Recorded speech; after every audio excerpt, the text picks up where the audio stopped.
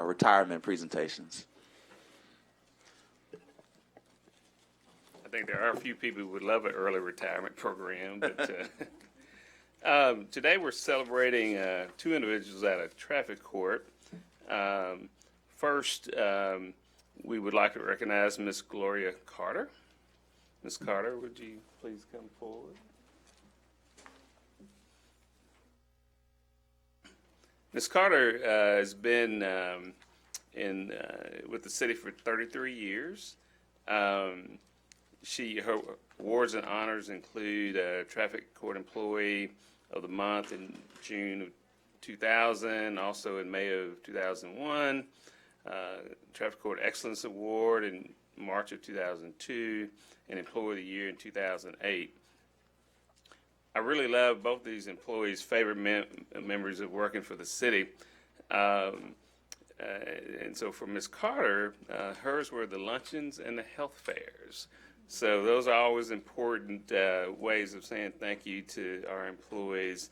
And our plans for retirement include to enjoy life to the fullest and take one day at a time. At this point, let me ask Judge Vic Fleming to come forward and make a few comments.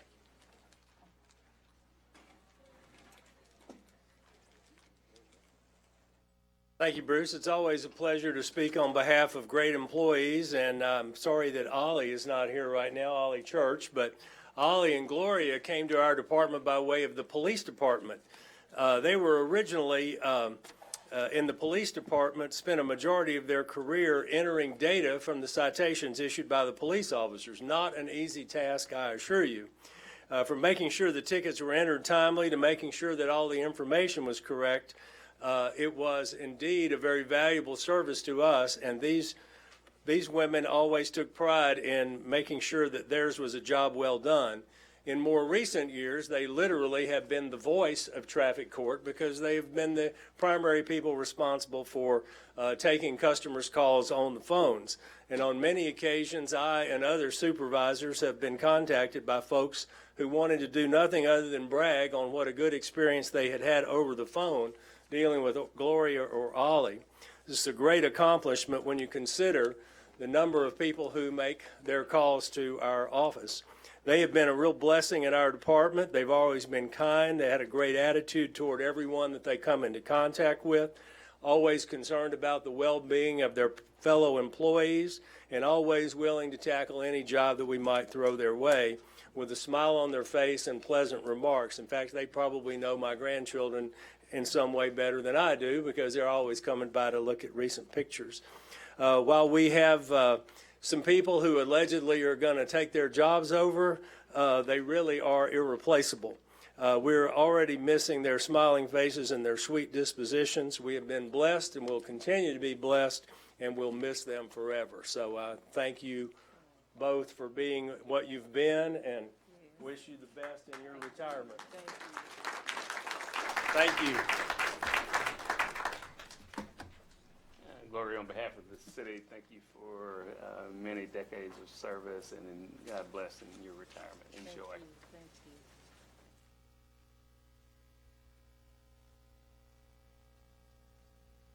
Take a quick picture.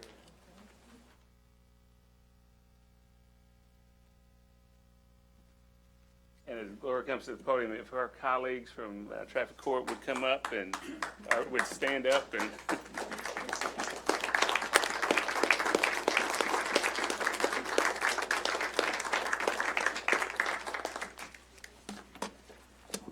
I'm thankful to be here tonight, and I just want to thank Judge Fleming. I've enjoyed all the years that I've worked for the city, and I learned a whole lot over the years. And again, I just want to thank the judge. He's a very good judge to work for, and he has a real good staff, and I enjoyed working with them as well. So I thank them and thank you.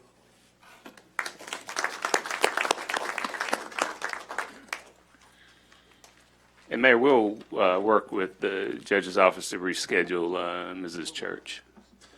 Thank you so much. Well, Ms. Gloria, we want you to know how much we appreciate your servant leadership for these many, many years. It does not go unnoticed, and we are greatly appreciative of you. Thank you so much. Seeing no other presentations, we will now turn to modifications. We have three modifications to add. The first two deal with the execution of easements for land at the Little Rock Port Authority, and the third authorizing a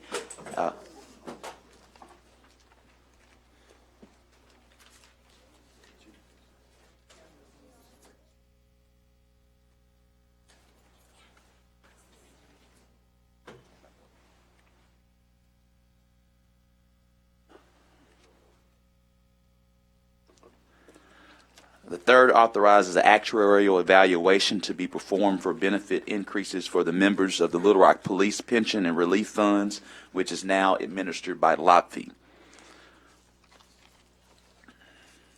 Are there any questions for those three additions? Seeing none, we'll move forward with the consent agenda. Board members, are there any questions regarding items 1 through 5? Director Hines. Mayor, just more of a point of clarification, since it was added at my request from a constituent member, Major Keith Dover.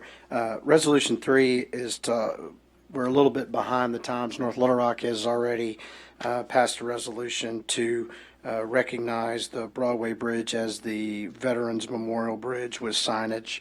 It was something that was promised when the county and everyone we decided to build it, but somebody recognized that we had never memorialized that, and there's no signage on it recognizing our veterans. So this would be to formally acknowledge that. I think the State Highway Department requires us, the City of North Little Rock, and the county all to pass resolutions in order to be able to put that signage up, and there's also a plaque.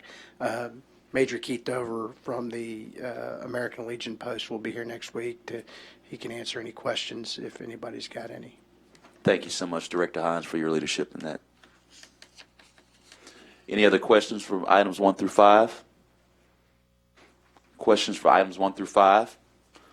Seeing none, board members, are there any questions for items 6 through 9? Questions for items 6 through 9? Seeing none, board members, are there any questions from items 10 through 12?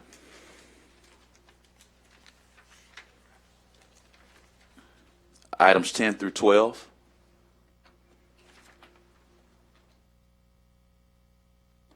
Director Richardson. Yes, Mayor, as I see this, I'm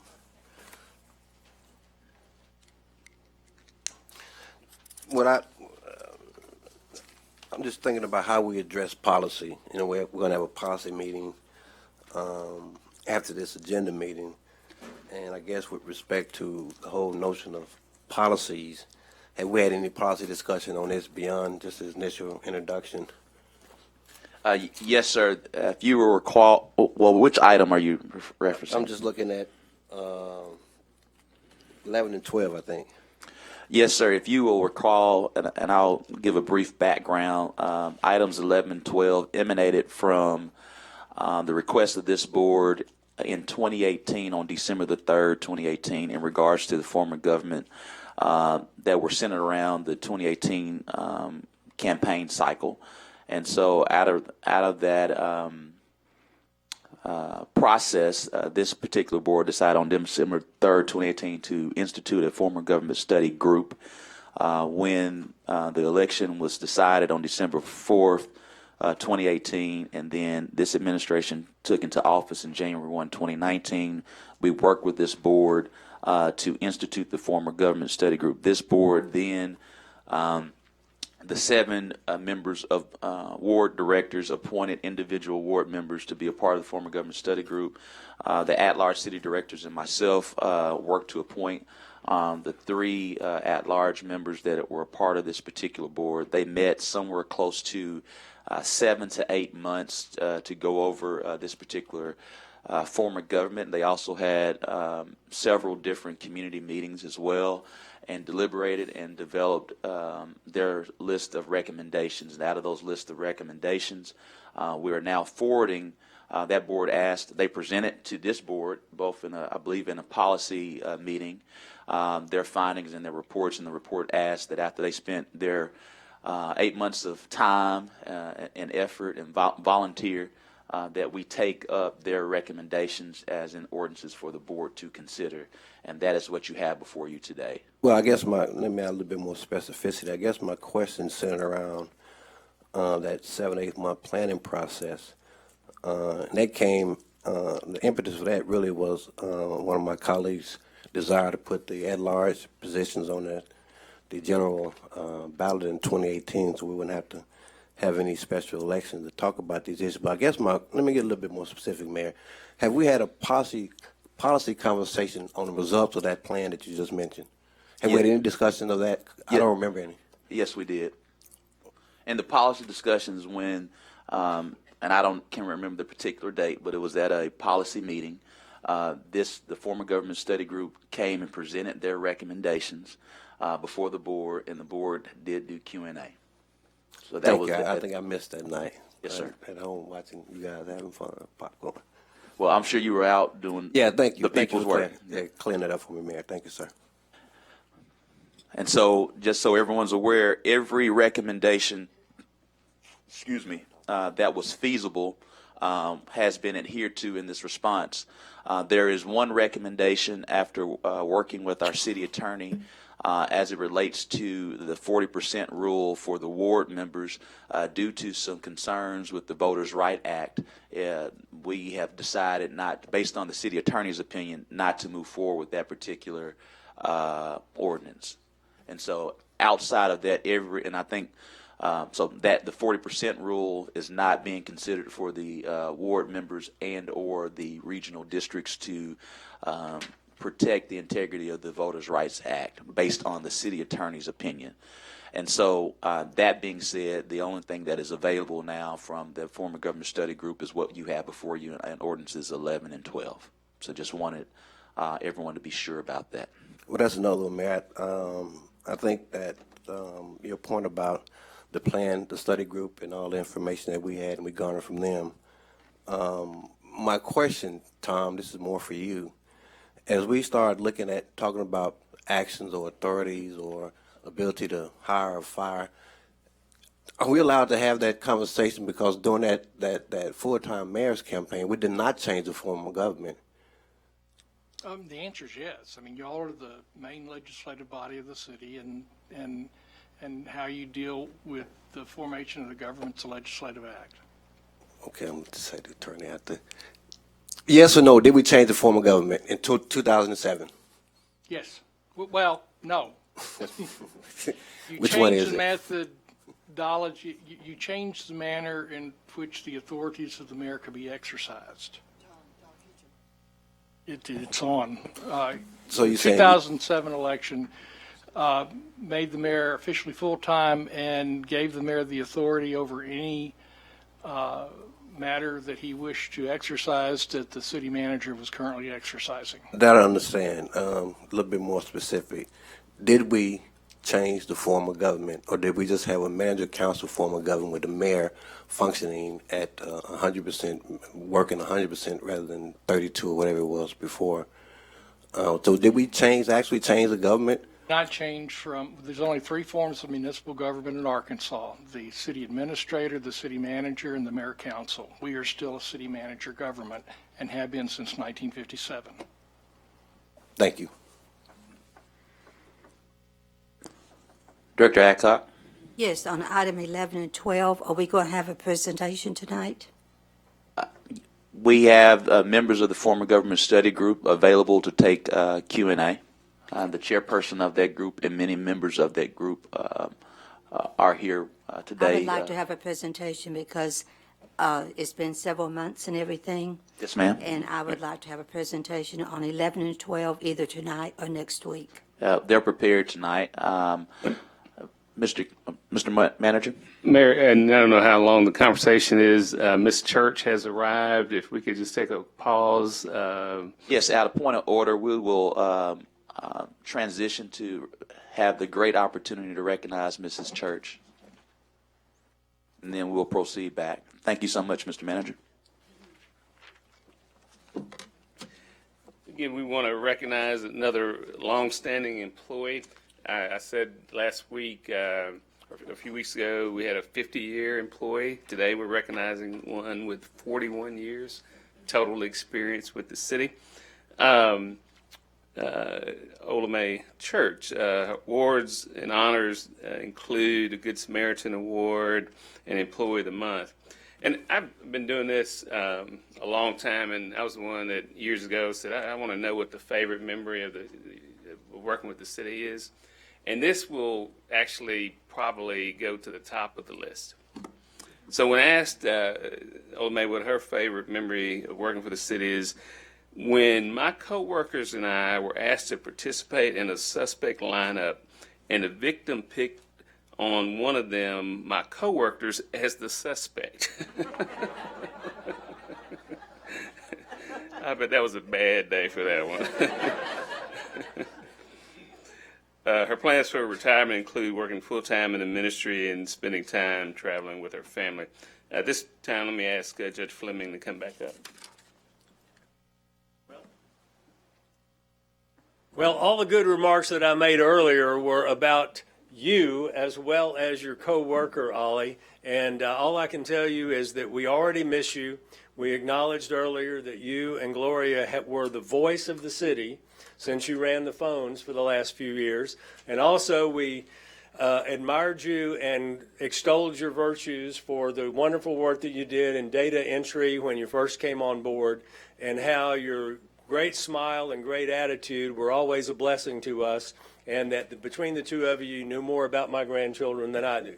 So I wish you well in your retirement, and thank Bruce for letting me get up here and give you a hug. Thank you, Judge. Again, some of our colleagues are here. I think we got some family members here also. And Mr. Church, how are you doing? All right. Good, good. Sisters back there. Everybody stand up. Mr. Church, on behalf of the city, thank you for 41 years of outstanding service. We will miss you, and God bless in retirement. Thank you.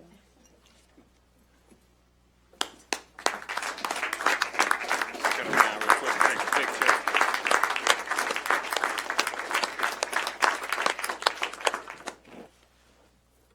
And I'll let you say a few words.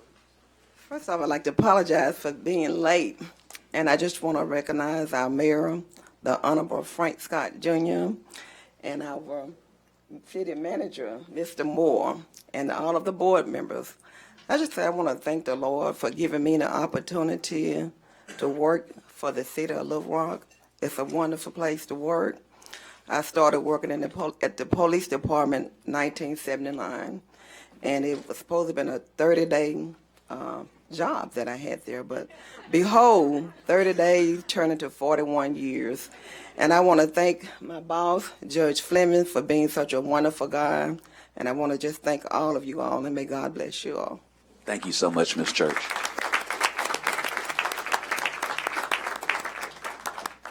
We will now transition back. Mr. Rick Campbell, if you would, being the chairperson of the Former Government Study Group, please approach the podium. And if all the members from the Former Government Study Group that were able to make it tonight, I know all could not, but those that have been a part of the process, if you would, please stand. Thank you so much for being here. I know Mr. Campbell is going to speak on your behalf, but wanted to recognize you for being here, and we do appreciate you. Mr. Campbell. Thank you, Mayor, and members of the board. And I am Rick Campbell, and I was privileged to serve as chair of this group. And before I say anything, I want to compliment Ms. Church, who just walked out. That was a great acceptance speech. That's what you're supposed to do. You know, acknowledge it and walk out. And so she did a terrific job, and what a wonderful city employee she was for us all. I want to again thank you for appointing us. We took our jobs with a great deal of we accepted the responsibility and took it very seriously. And we did not want to fail to include any and every voice that appeared before us, both our experts and members of the public. We had all open meetings. And I want to compliment Emily Cox, one of your employees in the city manager's office, who did a terrific job of working with us for 8 months as we worked through this process. She was a wonderful asset to us all. Director Adcock, I was not going to make was not prepared, but I can talk about all of the recommendations that we made. We made 7 recommendations. They're in our report that we presented to the board on October the 25th, but I know 2 are before you this evening for your consideration. So I won't go through the other 5, but there are 7 recommendations for the board to consider. Yes, ma'am. I would like for you to go over at least the 7. Okay.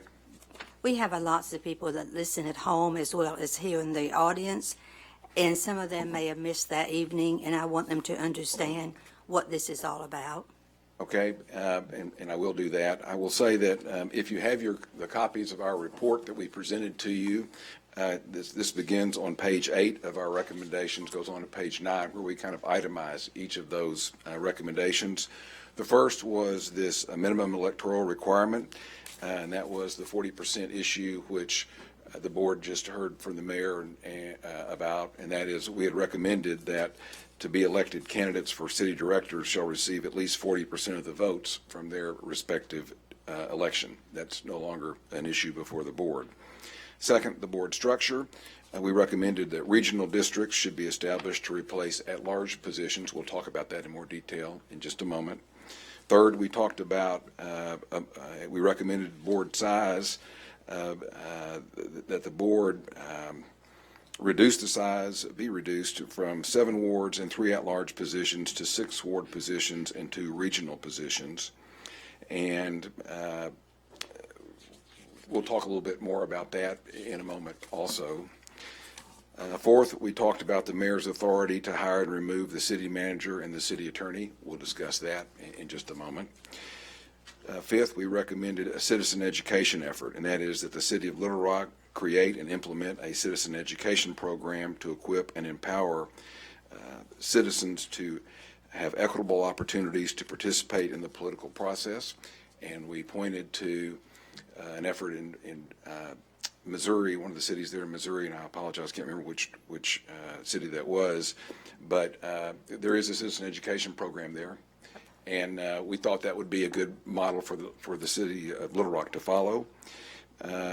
Sixth, we talked about a board orientation program that would ensure that all newly elected city officials receive a detailed service orientation to their specific role and responsibilities, along with a thorough organizational overview of city government. And then finally, we recommended a board retreat, and that is the mayor and the board would hold an annual retreat, which would include social, informational, and planning discussions that are memorialized in writing and subsequently considered for policy decisions and related actions, budgeting and timetables. We felt, based on our conversations with one another, our experts and members of the public, that you as a group need to get together in a less formal atmosphere than in the boardroom at City Hall, and a retreat, an annual retreat where you spend some social time as well as some discussion policy time would be appropriate. That meeting, the retreat would be open to the press if the press wanted to attend. Nothing secret there. It's just really to put the board in a more informal, less structured time together. So those were the 7 items that we recommended. Are there any questions about those before we get to these particular No, just ordinances? more details on 2 or 3 of them. Okay. With regard to the city manager and the city attorney, the 2007 ordinance, well, first of all, let me just preface all this by saying we separated out, and think it's important not only for us to do this, but for the board to do this, separate the people who currently hold these positions from this discussion that we had and from what would happen in the future. We literally separated those. We were just saying, okay, if we're recommending the best form of government for the city of Little Rock, what would that look like? And with regard to these positions, regardless of who fills those positions, we felt like these were appropriate recommendations. So with regard to the city manager and the city attorney, the 2007 ordinance already provides that the mayor has the authority to hire and to terminate these 2 officials. I mean, that's already, that's already there. I mean, the mayor's already got that authority. The question is, the input of the board in those hiring decisions. And termination decisions. The 2007 ordinance says that the city manager is the chief administrative officer of the city and shall serve at the direction of the mayor. So that kind of puts that positionally, the city manager is below. If you had a staff study chart, you would have that line running from the mayor to the city manager, and the city manager is accountable to the mayor under the existing 2007 ordinance. So the issue really is, okay, what type of authority does the mayor have to hire or terminate the position of city manager? And we'll separate these out: city manager discussion and then city attorney discussion. With regard to the city manager, all we've really done is to say that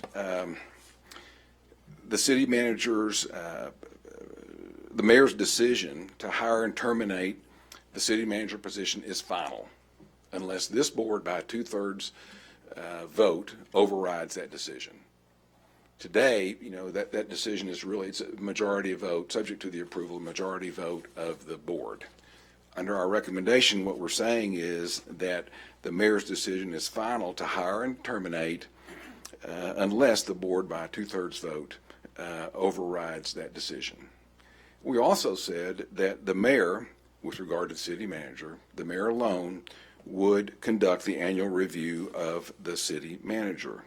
Again, if you think about the staff chart I just described, that would be appropriate. The city manager is in line under the authority of the mayor. So all this is consistent with that type of authority that would be vested in the mayor. The rationale for this proposed change is that in our public meetings in our public forum meetings, as well as in our discussions with our experts and among ourselves during the 8-month period, it was clear that people in Little Rock are confused about who's really in charge of the administration of the city of Little Rock.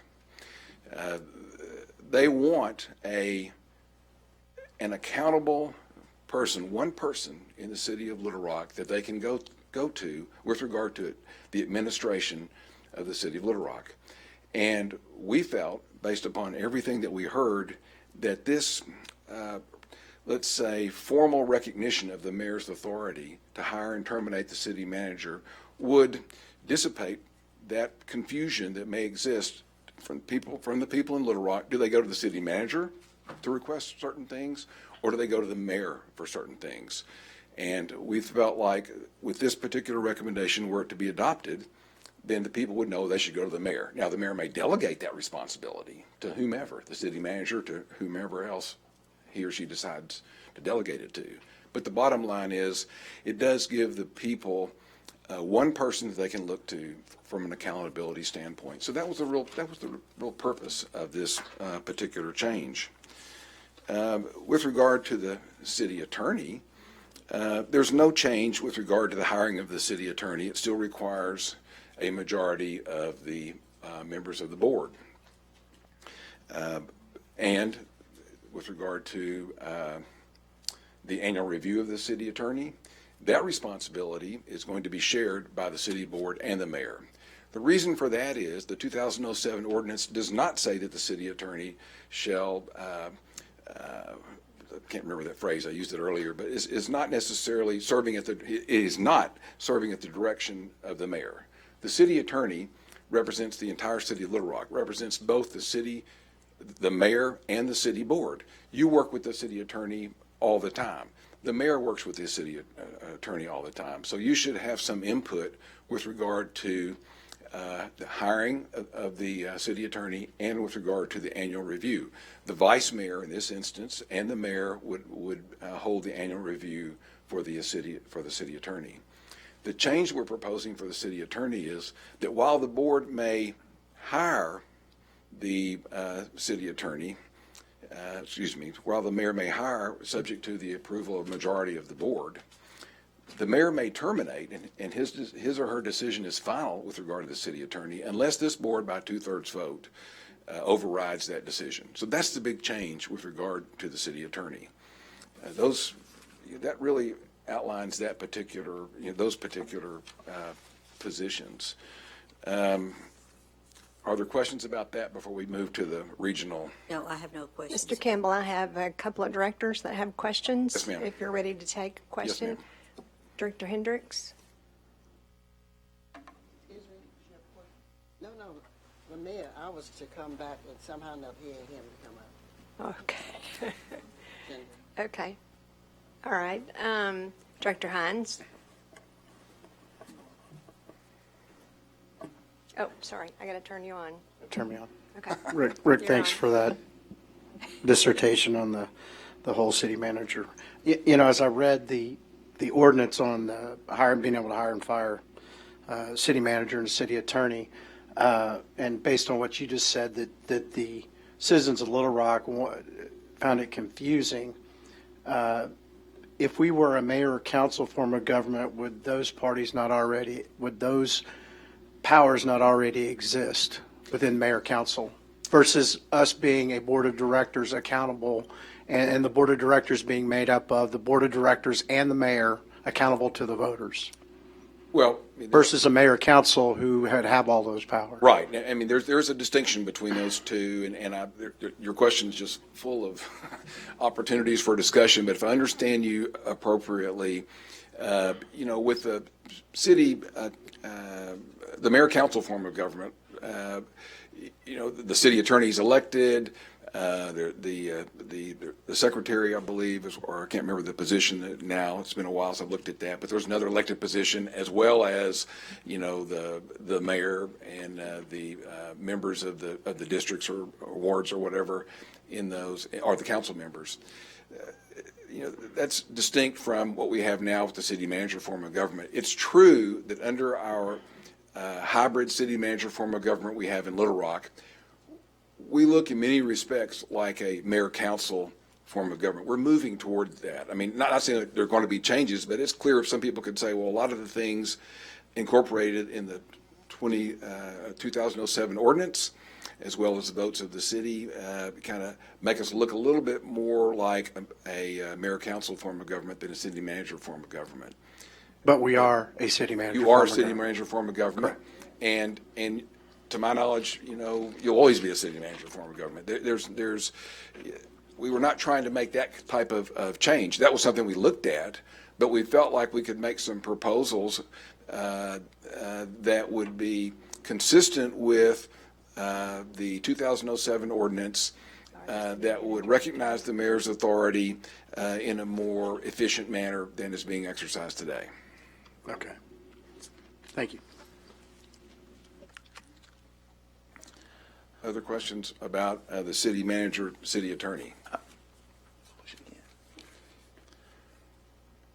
Director Richardson? Yes, thank you for and your presentation. Director Hendricks afterwards.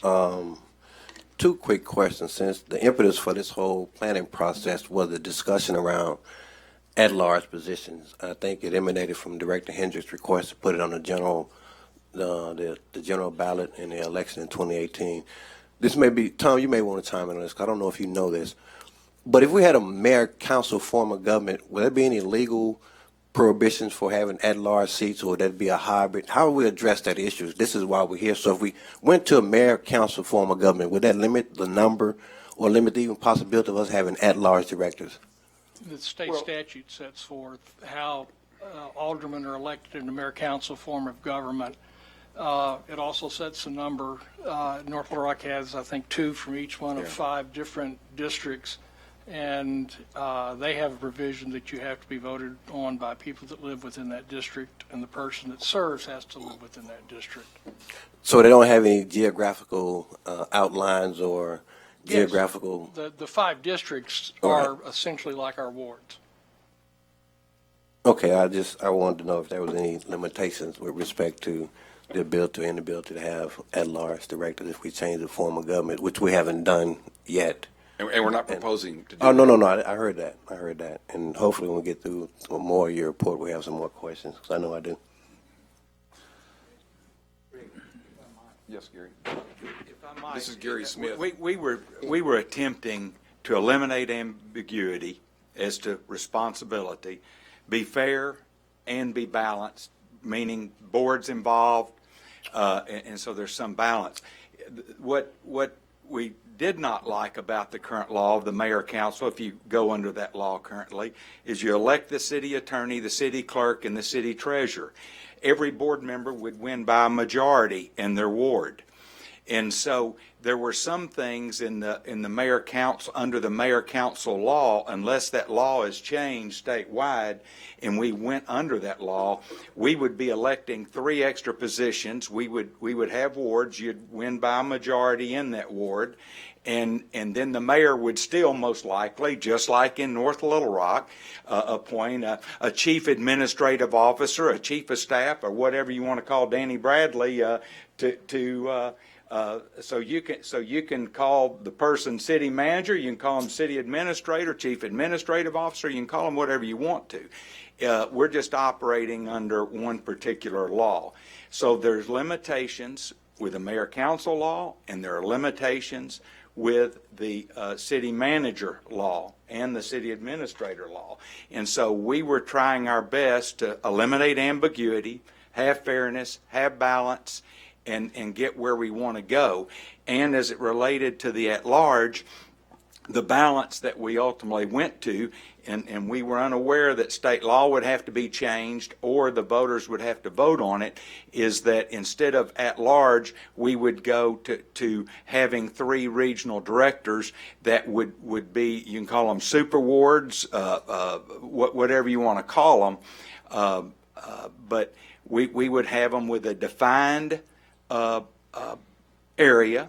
And so if you had a city of 200,000 people, you'd roughly have 3 areas of 66,000 in each area. Currently, each of you represent about 28,000 people. So again, it would sort of provide a balance across the city. So that's some of the background. That's well stated, Gary. I appreciate your saying that.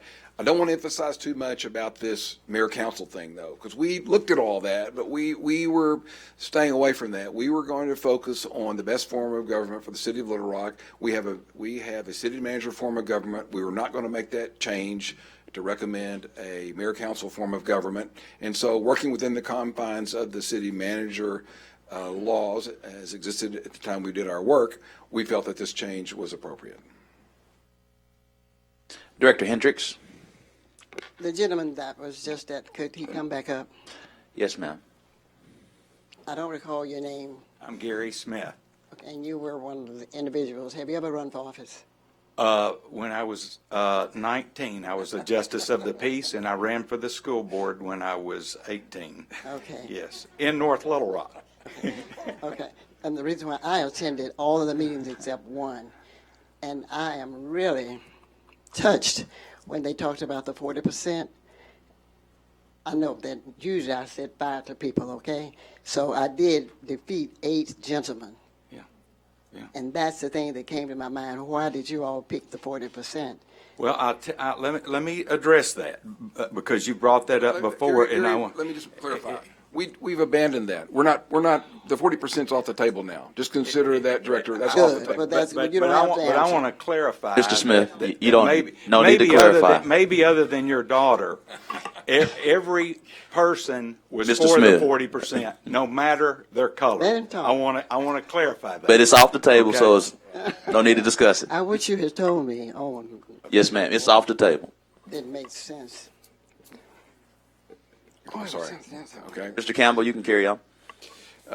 So the next topic, beside the city manager, city attorney roles, is the regional directors. And this particular issue of at-large versus ward directors took up a considerable amount of our time. We spent more time talking about this subject than any other during our 8 months together. We think there's a lot of value in the system that we currently have with wards and at-large positions. But when we listened to our experts, when we went out to the public forums and listened to the people, we became aware of and have outlined in our report, which you can find, again, probably on, I think the best part is probably on page 15 of that report. You can see that we could hear that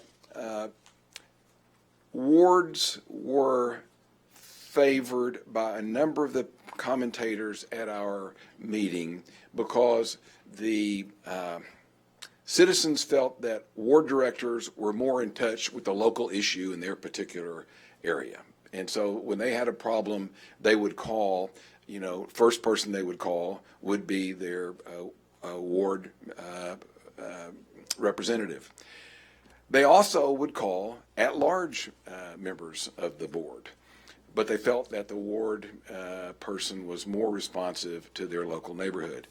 I will say that, again, we separated out, and you've got to separate out the people who currently hold the at-large positions and the people who currently hold the ward positions from our discussion. We did. We didn't talk about who held what position and what all that was about. We were just saying in general for the city of Little Rock. And it seemed to us that there were virtues in the at-large positions. There were virtues in the ward positions. We did not want to go all at large. We did not want to go all wards. And so the best position for us was to have a compromise. And the compromise was a consideration of regional positions. The reduction of the size of the board was really a step that we were taking, thinking that makes regional directors easy, because if we reduce the size of the board to 8, then we can just have 2 regional directors, and that's easy to do. But keeping the size of the board that we have right now, well, the only way we could have regional directors would be to have like 3 regions in the city of Little Rock. And an easy way to accomplish that would be just to have the current at-large positions at some point in time in the future redesignated, repositioned, repurposed as regional positions. And these regional positions would have, let's say, overlapping wards. And I don't know what that map is going to look like. This map, that I'm discussing, the regional maps, would have, that's in the future. That's something that will be drawn. You will decide how that's drawn, where that's drawn, but typically, say, MetroPlan or somebody like that would draw those regions. But these would be regions that would be equally populated. They would have equal, diversity. They would have all these considerations that would go into the Voters' Rights Act, like the mayor was just talking about, that Tom is sensitive to. All these things would go into the drawing of these regional districts, so that no one, district is an anomaly from the other 2. And the idea being that the citizens of Little Rock would get both the benefit of having a ward representative, as well as a regional representative that they could contact with regard to city business. So it's a compromise position. It's one that we felt had the benefit of both what we have today and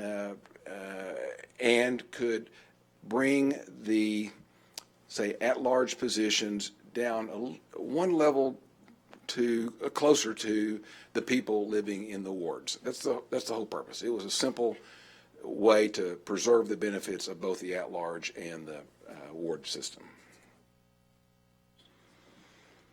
Director Hendricks. Okay. Did I understand you to say that we would be electing a secretary? No. I said secretary a moment ago when I was talking about the mayor-council form of government. Okay. That's really a clerk, and that's not on the agenda. That's not a part of this. I just misstated the title of that position. It's a clerk position under a mayor-council form of government. We don't have a mayor-council form of government, and so that's really not. And my other concern is that I attended every one of those meetings except one, Southwest. Yes, ma'am. The turnout was poor. If anybody think it was great to represent this city, it was poor. I thought that, and I hear the mayor say real poor. So, where do we go on? Well, Who do we believe? I saw that there were no persons there in large numbers.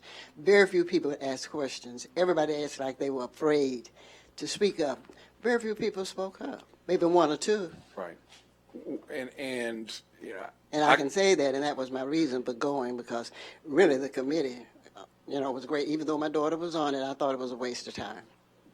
Well, Very much. we a waste did of our time. very You may best. not hear that from these other people up here, but I've lived long enough to say what I feel Right. and to say it godly and pray about it. And nothing is greater than prayer. And I'm not objecting to that. I agree with that. So I'm suggesting to you that we did our very best work. We advertised these meetings. We held them all over the city. We met in different areas all over the city. We got as many citizens there as we could. We had, I thought, great substantive discussion during those meetings, and you were there, and I acknowledged you at each of those meetings. So we got input from not only the citizens, but then again, we had a number of experts whose names are in this report, including like Dr. Jay Barth. And Dr. Barth has written a paper and a couple of studies, but one which is attached as an exhibit to our report, where he says ward elections, frankly, are, aid in greater participation, both gender and racial, in elections. And so, but then we could not dismiss the other experts that we have that said there's value in at-large positions. And so we did not want to throw out one in favor of the other. We just compromised with these regional positions. Director Adcock? Yes. Going back to the regional versus the at-large. So was you intending for in the regionals for those directors to only be participating in things in that region? No, ma'am, if I understand your question, it's my personal belief that every director is interested in the best interests of the city of Little Rock and is participating today in all decisions involving the city of Little Rock. So simply because you would live in a region under this proposal does not mean that you would only work and be concerned about areas in your region. What we've done with this particular proposal is to say you must be a resident of that region in order to run from that region, and the electors who would elect you would be from that region. So it's a smaller piece of the pie, if you want to say, Director Adcock, in terms of who the electorate is, but certainly that regional director would have an interest in everything going on in the city of Little Rock. Mm-hmm. Elections cost the city lots of money. Yes, ma'am. I'm not talking about individual elections, but the elections to do this, $150,000. But I'm sitting here, and the only thing I can see that this would change then from your comments would be the fact that it would be elected from a smaller group of people. So what would be the advantage of that for a regional director? Well, the regional director would only have to campaign in that region versus the entire city of Little Rock. The regional director would conceivably have to spend less money than would be required to campaign over the entire city of Little Rock. And the electors would actually be able to have greater contact with their regional director than they may have today with an at-large director. All that is just... Why do you think that would be true? That's just what was stated, and that's what we talked about among ourselves. I'm not saying it would necessarily be true. I mean, you and the other regional and the other at-large directors here, we were not focused on what you do today. We were not thinking about you or the other at-large directors. What we were thinking about people in the future, and we were surmising that this might bring the people living in different areas of the city, different regions of the city, in closer contact with the city board than exists today. And whether that's true or not, I don't know. But that's just... We're asking people to spend $150,000 when we're not for sure if something's going to be true. Director Adcock, if I understand your question about the $150,000, that's what it is to call the election. What's before you today is a regional districts that would not, if this board passes this ordinance, the direction from the board would then be to put it on a ballot November of 2020. So there's not any extra cost in this election cycle because we already are spending the $150,000 for the board seats that are up now, as well as any other election that's going on November 2020. So it's not extra money. Just want to make sure that's clear. Okay. Director Hendricks talked about the low turnout.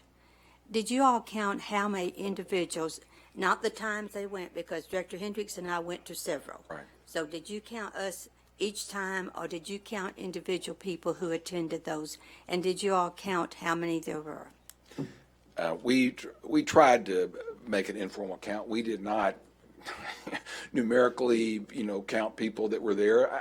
And I agree with Director Hendricks. We did not get the turnout that we wanted. I mean, I would have loved to have had 200 people or more at every meeting. That's just not the way it turned out. So I can't give you a total number, but it was a smaller group than we would hope. But we felt that the questions that we received, the discussion that occurred, I mean, it was a pretty good discussion there, and certainly more audiences were, active than other audiences. But I enjoyed the process, and I think that those people that attended enjoyed the process, and there was a lot of give and take in those meetings. Director Richardson? Carpenter, I'm not finished. Oh, I Thank thought you. I apologize. Mr. Carpenter has told us time and time again that we cannot vote on things that them people in the future has to do, boards in the future have to do. What we've got on this ballot will not take effect until 2025, is that correct? It would take effect, actually it's 2024, as I understand it. In 2024, if it were to pass in the 2020 election that the mayor referred to, people would, rather than individuals running for at-large positions, those positions would be repurposed to regional positions, and individuals elected to those regional positions would assume office on January 1, 2025. So it doesn't pertain to this election that we've got upcoming now? Only to the extent that if the board adopts this ordinance, then it's placed on the ballot, and the people then would decide whether they want to see this change at the election in 2024. In 2024, but not in this election? Yes, ma'am, that's right. In this election, the positions 8, 9, and 10 are at-large positions. Positions 8, 9, and 10 will be voted upon in 2020. And your recommendation now is to keep 7 wards Yes, ma'am. instead of going back to the 6? Yes, ma'am. And that the 6-2 again was kind of an avenue. It was an easy avenue to get us to these, to say, regional directors where you would just have two regionals. It's easier to divide the pie in half. Director Peck has a great story about a pie cutter, but somehow it's easier to cut a pie in half than it is to do it in 3 pieces. But we still, we recommended that we just keep She would know that. Yes, ma'am, she would. Okay, thank you. Yes, ma'am. Director Richardson? Thank you, Mayor. Let me echo Director Hendricks' point. I wouldn't say it was a waste of time, but I think that it was something certainly a lot of us didn't think we were going to garner the kind of participation that we justified moving forward that process. I think the people who served, they did a wonderful, wonderful job. But to even have this group put together, we weren't playing chess. We weren't thinking about 3 or 4 moves down the line, what's going to be best for this city. We were playing checkers. We responded to a proposed ordinance from one of our city directors, which makes it interesting to me how we're moving forward, because I still hadn't figured out what's the difference between a regional super director and a regular director beyond bigger geographical boundaries. Well, if I understand your question if I understand correctly, Director Richardson, the difference is, one, the wards stay the same, so that nothing's changing there. So we're just talking about the at-large positions. So rather than the at-large position being the entire city of Little Rock, now the at-large position is going to be a regional position. And Gary Smith used the word super region, it's just a larger, if you want to say, it's a larger ward, if that helps it. It's just a larger area than exists today with wards, but it's smaller than the entire city of Little Rock. So you can just say they're super wards and they do overlap with boundaries of, Yes, sir. of wards? Yes, sir. So to me, it's almost similar with the exception of just kind of limiting the boundaries. It's almost similar to what we have right now.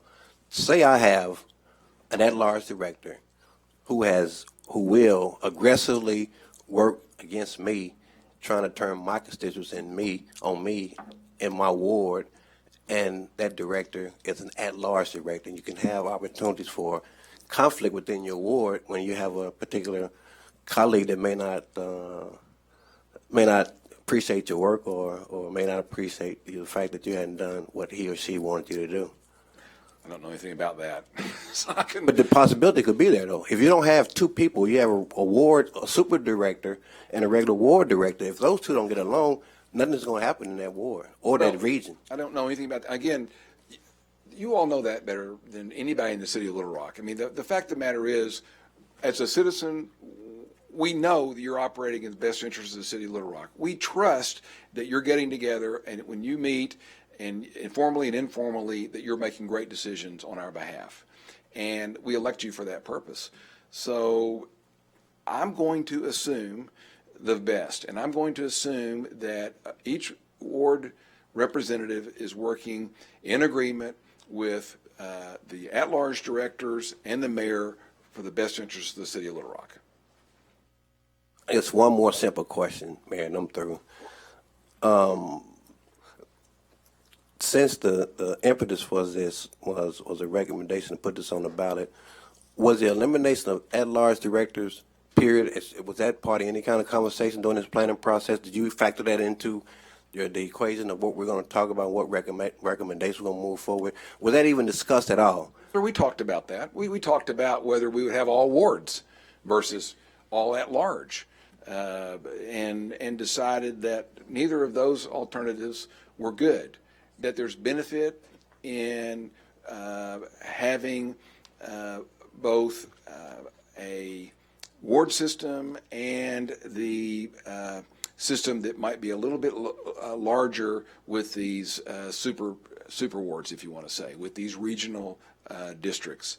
And so we felt like we could retain the best of what we've got right now, and could do so in a way that would promote the best interests of the city of Little Rock on a going forward basis.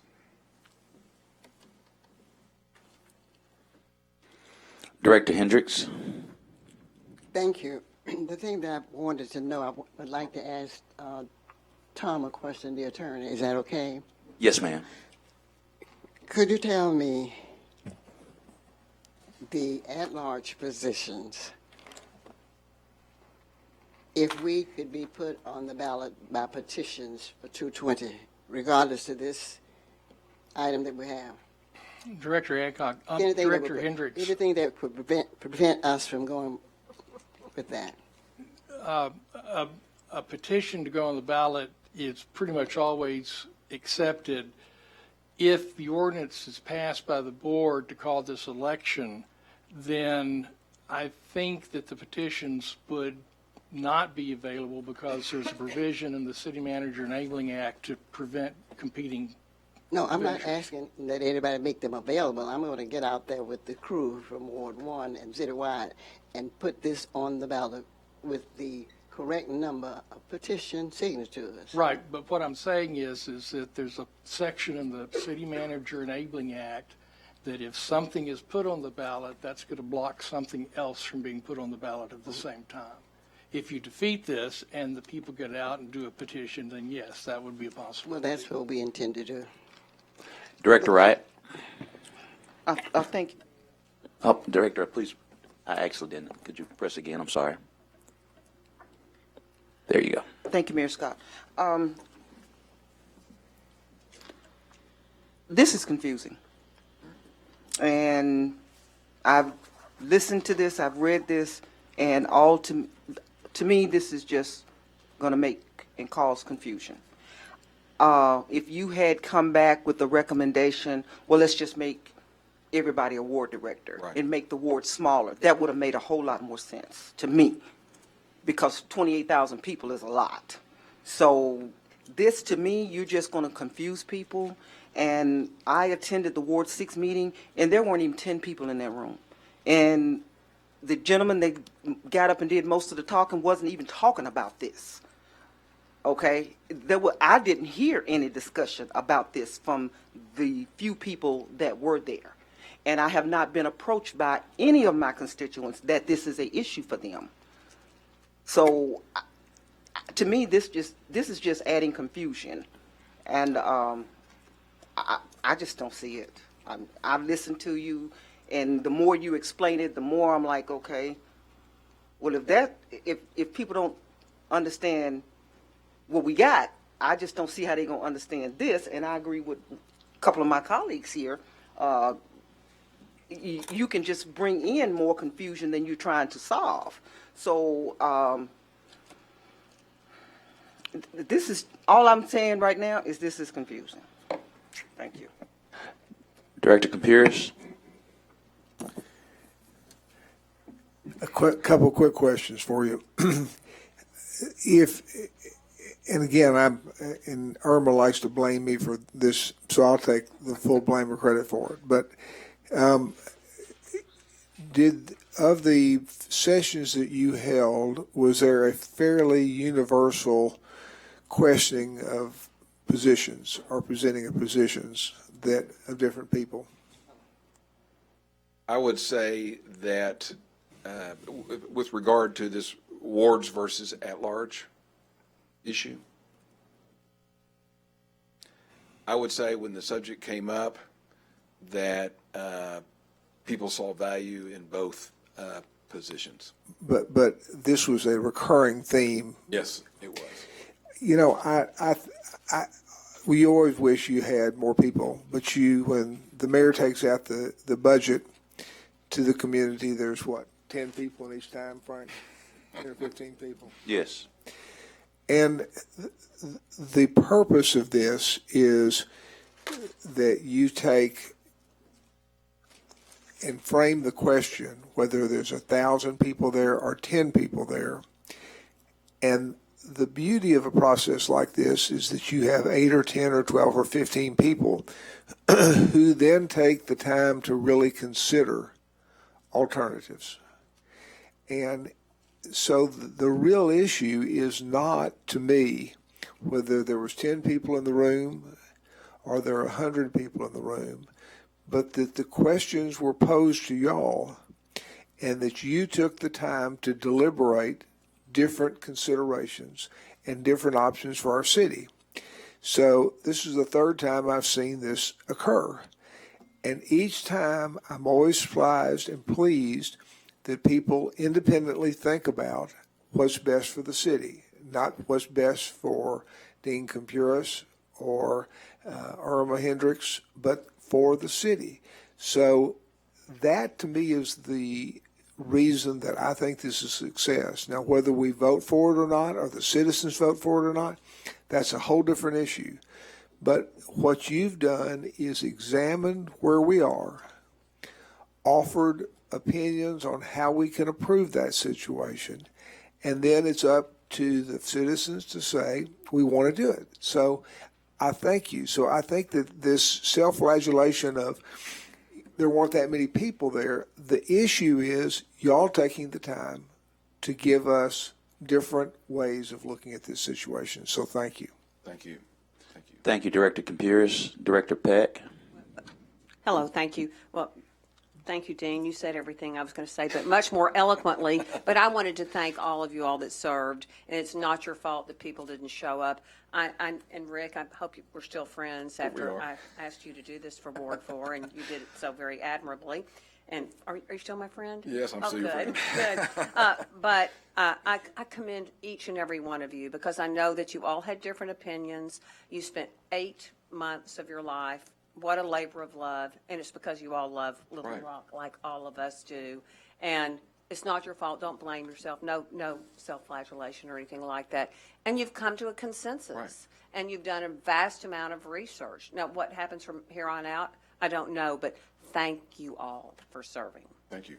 Thank you. Director Hendricks. Thank you. My last comment. The reason why I have been vocal about what's going on, I have sat on this board for 12 years. I sat on this board 93 and 94, and my constituents and I complain about the racial makeup of this board. This city is majority minority, yet we have 3 persons that sit on the at-large can control whatever happens on this board. And I resent that. And I've proven that by my actions. So I can tell you now I'm not voting for this. Well, Director Hendricks, I don't know any of the background of what you were just talking about, but the logic of what you were saying, I mean, I understand. And so, in many respects, a regional district will probably result in a greater likelihood of... I don't think so. You don't have to explain that to me. It would not. Okay. It's called like direct regional. What are we talking about? Same thing, just a different color. The geographic area would be smaller than the whole city at large. Yeah, but it's still got power over the other members of this. But you haven't sat up here. You would really have to sit up here to know what I'm talking about. It's like Director Richardson mentioned that I had put before this board an ordinance where we would get rid of the at-large positions. What was wrong with that? But they voted against it. No, I'm not asking you. They know who I'm talking about.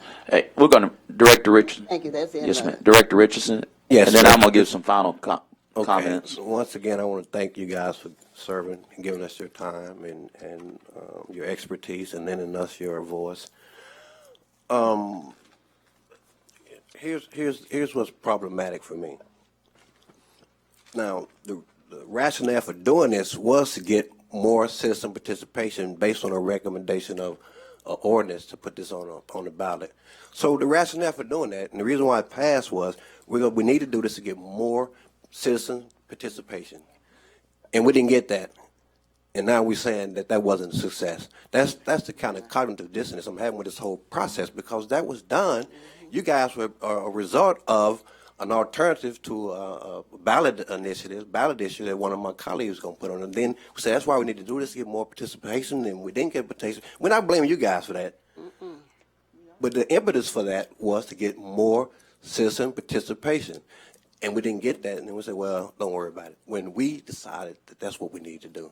That's kind of, like Director Wright, it's kind of confusing. It's cognitive dissonance, man. Of course, we did that, and if we Mayor, let's move on. I'm through. So my final comments, and then we'll move on, because we do have a policy meeting immediately following this agenda meeting.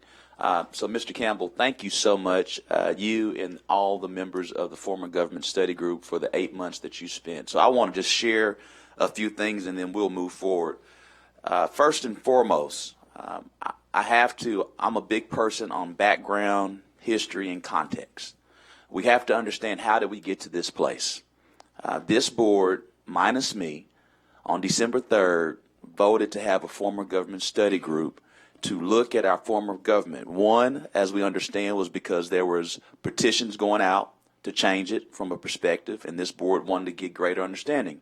Two, there was a mayoral election going on where all 5 members, all members that were candidates publicly stated, except for one, that wanted to change from repurposing at-large city directors to ward directors. All but one wanted to make that change. Then on December 3rd, before the runoff election, this board voted for a former government study group for a year. When we then got into office, we worked with this board to change it from a year to 6 months. This former government study group said 6 months isn't enough. We're running up on the timetable. We appreciate you all trying to make that timetable, but you wanted to ensure that there was community participation. And because of that community participation, we went on to 8 months. I think we all can attest, whether it's a neighborhood meeting or a public meeting, we never know how many people are going to show up. It can be 10, it could be 200. We never know. It's our duty and our effort to outreach to the community. We can't make community members attend meetings, but it's our, and that's the reason why we do more than just have the community meetings. We try our best to, when possible, have live streaming, things of that nature. A group of volunteers that this board appointed provided these recommendations. The next step is for this board to decide, do they want to listen to the folks that they appointed? You'll make a vote. And the vote will be yes or no to take regional districts to the people. The vote will be yes or no to increase the mayoral authority and that's another vote. Here's the thing. This board asked for this. Now we have to respond by our votes. What I can share with you, because I was one of the five that campaigned on moving away from at-large city directors, has nothing to do with the personalities. I care deeply for the at-large city directors who sit on this board, but it's more than just a person. Has nothing to do with personalities, have nothing to do, because every member of this board loves our city. They're great servant leaders and would do whatever possible to see the city grow and be prosperous. I just want to be clear because we're going back and forth. If the recommendations fail, the next alternative, at least for this administration, is to consider what we campaigned on. I gave campaign promises. One thing I learned a long time ago, you keep your promises or die trying. So there will be a next step if certain things are failed, plain and simple. For those who are confused about regional districts, you can see examples of it in the cities of Houston, I believe Chattanooga and Memphis, where they have super ward districts. It's just a lot, and I can understand that it could be just a smaller version of the at-large. I totally understand that, but I totally understand that. So again, we are responding to the people that we appointed, and we move forward. Thank you so much, everyone. We will have a public hearing on items 13 and 14. Items 13 and 14. Any questions for items 13 and 14?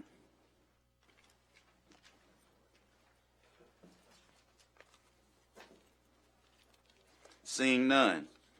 This agenda meeting is now, Director Hendricks, I'm sorry. Yes, ma'am. Attorney Carpenter. Oh, excuse me. Tom, would you respond to me again? Beginning as of this day, I look forward to moving toward getting signatures to be on the ballot in 2020, November. It'll be 10,167 people. You have to get that number because it's based on the November 6, 2018 election, which 67,783 voted. So I will. That's the number you need. Okay, my constituents will pursue this. Yes, ma'am.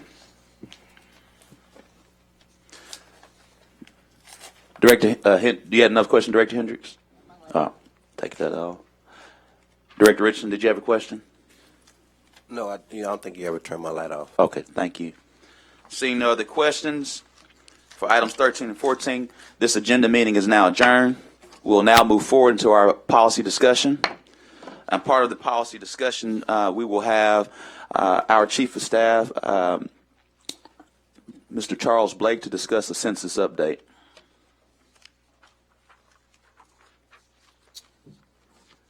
Good afternoon. I'm waiting for the PowerPoint to put up. Kathy, you okay? Okay. It should be, yeah. Does LRTV have the PowerPoint? Lamar, you have PowerPoint? The PowerPoint? Send it to the PowerPoint.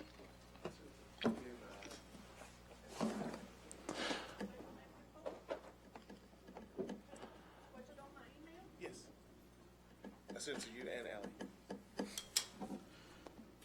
We'll go ahead and set up.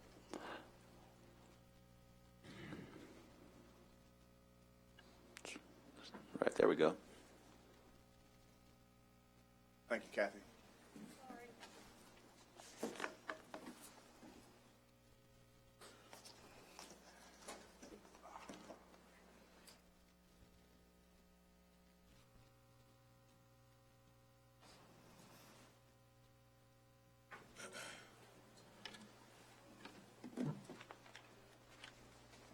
Thank you, Kathy.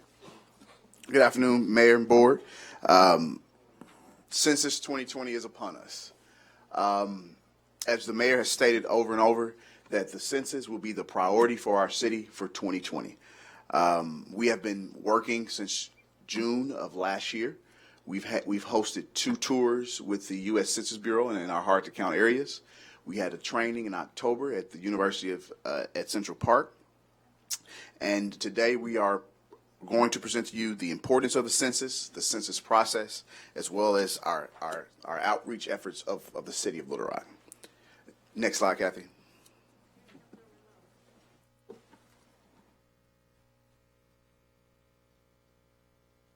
So the Constitution requires a count of the population every 10 years. The United States Census is mandated by Article 1, Section 2 of the United States Census of the United States Constitution, which states that representatives and direct taxes shall be apportioned among the several states according to their respective numbers. The actual enumeration shall be made within 3 years after the first meeting of the Congress of the United States and within every subsequent term of 10 years. So the census determines the number of seats each state has in the House of Representatives for the next decade, and electoral college votes each state receives. It also draws the congressional and state legislative districts, school districts, and voting precincts. It helps to enforce voting rights and the civil rights legislation. It helps to distribute federal dollars to states. It informs federal, tribal, state, and local government on planning decisions, and it provides population benchmark for nearly every United States survey. So what's the importance to Arkansas? In 2020, Arkansas stands to receive approximately $6 to $7 billion from the census. Each Arkansan not counted is a loss of at minimum $2,542 per person per year for 10 years. A 1% undercount of our Arkansans in 2020 is a loss of $750 million over a 10-year period.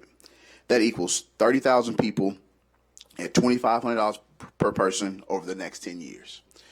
In 2000, estimated loss in funding on just 8 federal programs was over $17 million. So for Little Rock, the stakes are extremely high.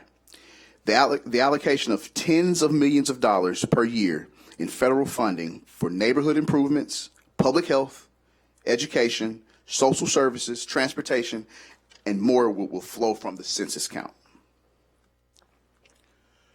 So historically, the census has relied on mail paper questionnaires and temporary field staff going door to door.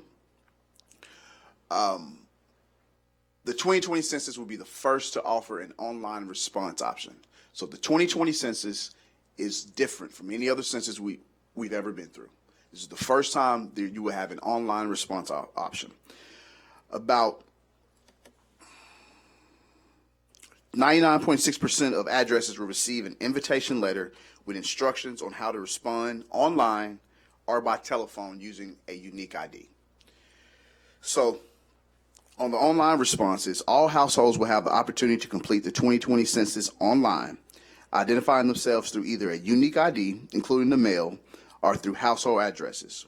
Online questionnaires will be offered in English plus 12 other languages, including Arabic, Chinese, French, Haitian Creole, Japanese, and many more.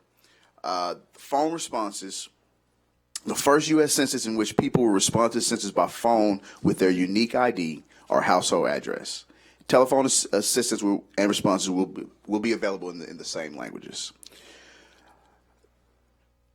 The paper questionnaires will be available only in English and bilingual English and Spanish. After 3 mail requests to complete the census online or by phone, unresponsive households will receive a paper questionnaire and return instructions in the 4th mailing. So self-response operations ends on April 30. So what we have is a campaign to alert all our residents and citizens that it's a 3-part campaign. You have to open the census letter. We don't know what that looks like. We don't know what the envelope looks like. We haven't got it from the U.S. Census Bureau yet. But as soon as we get it, we're going to post it online. We're going to post it on social media. But the first thing is to open the census letter. The second part is to save your ID number on your letter. And the third part is to respond. So if we're going to look, this is a sample of the census letter. And if you look in the middle in those boxes, it will have, you can respond by April 1st, and it will have the website. And then that second box, is the important number. That's your number that you have to have. So we do have a sample of the letter. It's Director Hendricks, I agree. They're making it difficult for us. We don't know what the letter looks like to open, but we do know that this is this is a sample of the letter. You will have to keep your census ID number. The questionnaire will be 10 questions. You have to fill out a page per person that lives in your residence. That's a person. So we're talking about, even if it's a baby, 1 page per person, every person in your residence. The 2020 census form will include just a handful of questions that are asked about every person in the household. Name, the relationship to the head of the household, sex, age, date of birth, Hispanic origin, race. The individual filling out the form is also asked a few additional questions, such as whether the home is owned or rented, how many people are staying in the house or apartment on April 1st, 2020. That's the date. How many people are living in each house, each apartment, each home, April 1st, 2020. Does this person usually stay or live elsewhere? So those are the type of questions, 10 questions, approximately 10 to 15 minutes per page. So what we're looking at now is the census date overview. What you have is that first date, March 12th. The website will go live, self-reporting via phone, online, and mail begins. So we're expecting the first letters to drop in mailboxes by March the 12th. March 30th through April 1st, the count for our homeless population in residents and shelters, soup kitchens, other locations will be from March 30th through April 1st. April 1st is National Census Day, and that's the federal day. That's the national day. That's April 1st will be National Census Day. On April 9th through May 4th, they will go and count RV parks, mobile homes, hotels. So that's highly mobile living. So that will happen from April 9th through May 4th. On May 13th, the Census Bureau begins in-person efforts. So enumerators will visit unresponsive households up to 6 times. If 3 in-person attempts to count a household are unsuccessful, enumerators will attempt to conduct interview with a proxy. So our goal is before May 13th is to have as many people respond. Again, to open that letter, keep that ID, and respond online or through telephone or with the paper questionnaire. So that is our goal, is to have few U.S. Census people knocking on our doors. So the census website will shut down July 31st. The census operations will continue, but the website will shut down on July 31st. And I'm going to let Marcellus come up and talk about our hard to count populations. Thank you, Charles. So when we look at where we need to allocate our resources, we're looking specifically at the hard to count populations that have been identified by the census. That includes young children. Children 0 to 5 are the most undercounted in the census. And when you look at Latino and African American children, they're twice the rate of white children. So we're focusing heavily on the message of be counted, everyone. And that is a problem because the most undercounted children came from people that filled out the census form in 2010, in part because when you read the form, it says each person, and when you look at the form itself, if you think person, you don't automatically assume I'm talking about my infant child. So that's why they're not included, and that is a message that we're focusing directly on about children. Persons of color, non-English speakers, immigrants, many of these categories overlap. Persons of color in Arkansas, more than 6% of the county is identifies as Hispanic regardless of race. 38% reports their race as either black or black and another race. And so those people also fall into low-income persons and have less access to internet or being able to respond the way the census is asking us to. When we look at non-English speakers, there's an estimated 2,900 households that are non-English speaking. And so if they're waiting for the form to come, the problem is that the form is only in English and Spanish. And we have to remember that in Little Rock, we did a report in 2018, New Americans in Little Rock, and we identified, apart from Spanish speakers, which were 46% of the population, we also had a population of Chinese that was growing. We had a population of Koreans, Filipinos, and also Indians. And so this population also needs to be addressed, and the census will have online and by phone access in those languages, but they will not have it on the form. It's only available if you do it by paper in English and Spanish. So one access that we're making available is that we are going to have the community centers at Southwest and West Central available with staff and volunteers to be able to help people get to the census site and fill it out once they have their form. When we look at low-income persons, 20% of Pulaski County did not have access to internet at all. And so having the community centers available in those two areas in particular is important, because when we look at the hard-to-count areas in a minute, you'll see that many of those red areas are in Southwest, and we have growing populations in 72204, 72211. In terms of persons experience homelessness, because there's only 3 days that enumerators are going to count them, it's very important that the city identifies exactly the camps where they are, because what information is provided to the census by the city is where they will go. So we have to accurately identify all the shelters, all the camps, all the places, and make sure that's up-to-date information in each area. In terms of immigrants, 6% of the county's population was born outside of the United States. And it's really important to know that 25% of these people entered the U.S. within the last 10 years.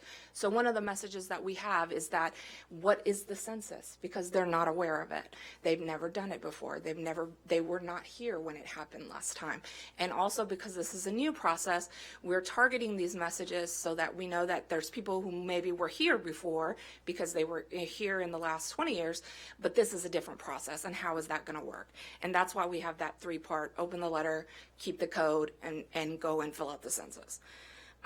We also have persons with physical or mental disabilities. These are a wider challenge because they face systemic inequities, and they typically fall into these other populations as well, in terms of many of them are homeless, or also persons of color or low income. In addition, persons who don't live in traditional housing. As Charles stated, between April 9th and May 4th, enumerators will visit these locations, these these RV parks, these marinas, recreational campgrounds, things of that nature, motels, hotels, to count these people. And that is the way they will be counted, because they don't have a residence. So we have to, again, make that message known to the owners of those locations that this is what's coming, so that people will participate. And finally, LGBTQIA persons. In 2018, sexual orientation and gender identity was removed from the census questionnaire from the Americans Community Survey, and it is not included in this questionnaire as well. And that resulted in a lower response rate among that population. They estimate the same will happen this time, so we're also working to outreach to those individuals to make sure that we can adequately ensure that everybody is counted equally. When we look at the hard-to-count areas, you can see the areas that are dark red are the areas that had the least response, okay? So if you look at 2002, which is sort of in the middle there, and 4107, 4108, that's the area all the way from Chico to Geyer Springs. Baseline Road is included in that, all the way down to Arch. That is most of Southwest. If we travel a little bit over to 4103, we're getting into the Mableville area. There's a lot of trailer parks out there. There's also a growing immigrant population in 72103. And that's why we see that area as being hard to count. In addition, if you go up a little bit into where you see at the top here on the left, 4216, that is going out into 72204 area, and that is where we have another growing population, primarily Indian immigrants that are growing out there. Because of the change in focus to largely this electronic method or by phone, we also create a new population of hard to count, which is anybody that doesn't have access or who doesn't know how to do these things. So that includes elderly people who may not be really functional with their computer. And in addition, the census form itself will not be mailed until April 8th. So that really gives us an onus to push for everyone to get it done before that form gets mailed out. And that's why the community centers will be open starting March 16th. As soon as letters are out, we want to make sure that people know and are aware we're here to help. And I'm going to turn it over to Lamar to talk about our marketing plan. You'll have to excuse me, my voice is not great right now. So as Maricela mentioned, our Hispanic population is among the hard to count. So you'll notice here that our materials are being transcreated, not just translated from English to Spanish, because the translation isn't always perfect. So we have Little Rock Counts, which is also Little Rock Cuenta, and Censo instead of census. So our marketing campaign will rely heavily on, excuse me, on earned media, which is those things that we can get for free. So we'll start obviously with a media tour, Rachel and Rebecca. Media tour so we can get on as many stations and news outlets as possible with our newsworthy content. We'll move on with a kickoff event, which will be in March at Southwest Community Center. Did we set the date? March 7th. From 2 to 5 p.m. at Southwest Community Center. That kickoff event obviously will be announced with a media advisory and a press release the day of. We're going to be scheduling as many interviews as possible to get our spokespeople and our content out there to reach the hard to count population and everyone in general as possible, because we need everyone to be counted, which is one of our messages. Everyone counts, which you see here. Everyone counts, which is translated to yes. Also, we'll be heavily relying upon social media because we don't have a huge budget. We could get a good bang for the buck on social media with our social media posts. Again, everything is being transcreated, so we already have our calendar in the works with posts scheduled to go out regularly. Another method we would use would be those owned media, which is those things that we control or our partners control. For example, Central Arkansas Water has already offered to do a bill insert for us. It would include both all three, Little Rock County and to the messages in English and Spanish in the bill insert for March. They've offered to pay for that. We would do decals and or bumper stickers on our housing and neighborhood program vehicles, and public service announcements on LRTV, KWCP, which is also owned by, it's a owned content station.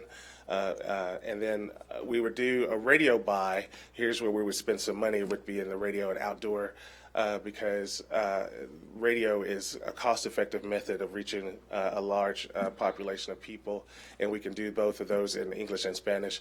Our English radio buy would be kind of on the slim side. We really want to spend a little bit of money just so they don't, when we ask for a PSA, they don't put us on at 3 o'clock in the morning when no one is listening. But for the most of the money for radio would be spent on our Hispanic radio stations, and then a significant little chunk on outdoor for the billboards in the targeted areas so we can reach those people. And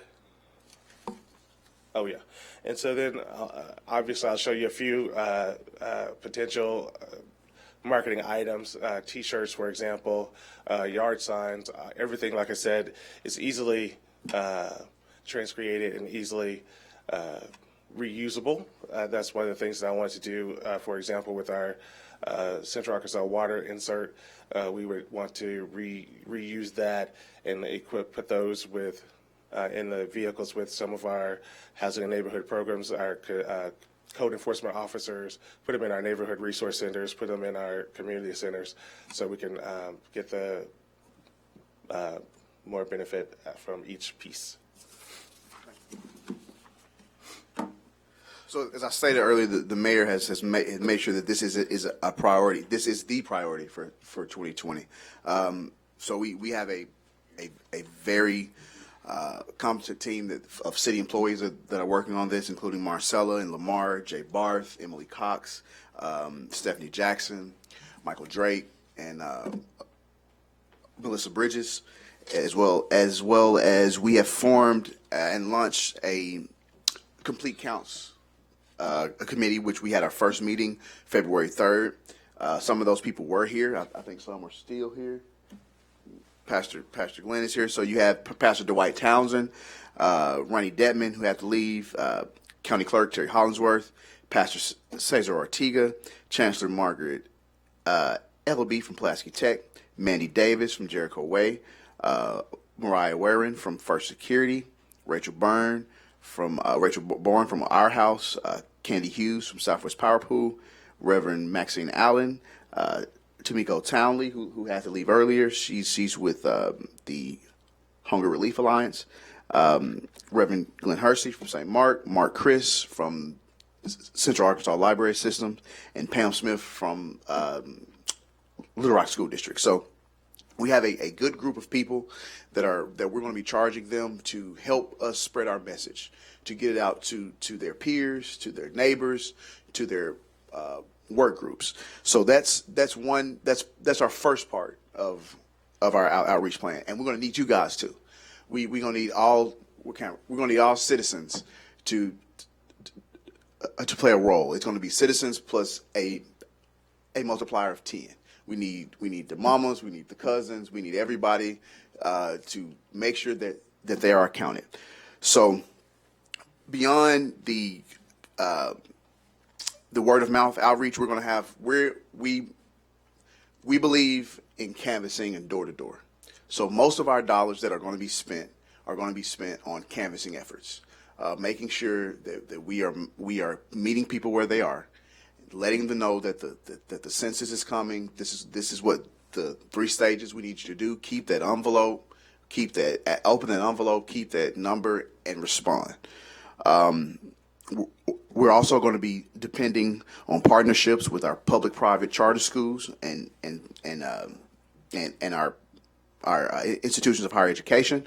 So we're going to be having take-home materials of the census are going to be sent home to grade school parents. We're going to use the district's platforms as text messaging and phone calls, which I get 3 to 4 times a day, to contact parents. We're going to host census parent nights at each school to answer questions on the census. We're going to be targeting messaging to parents of children under 5. Those are our most hard to count, and we're going to be targeting messaging to those parents. We're going to, and the school district will provide free use of computer labs as well at some schools and locations.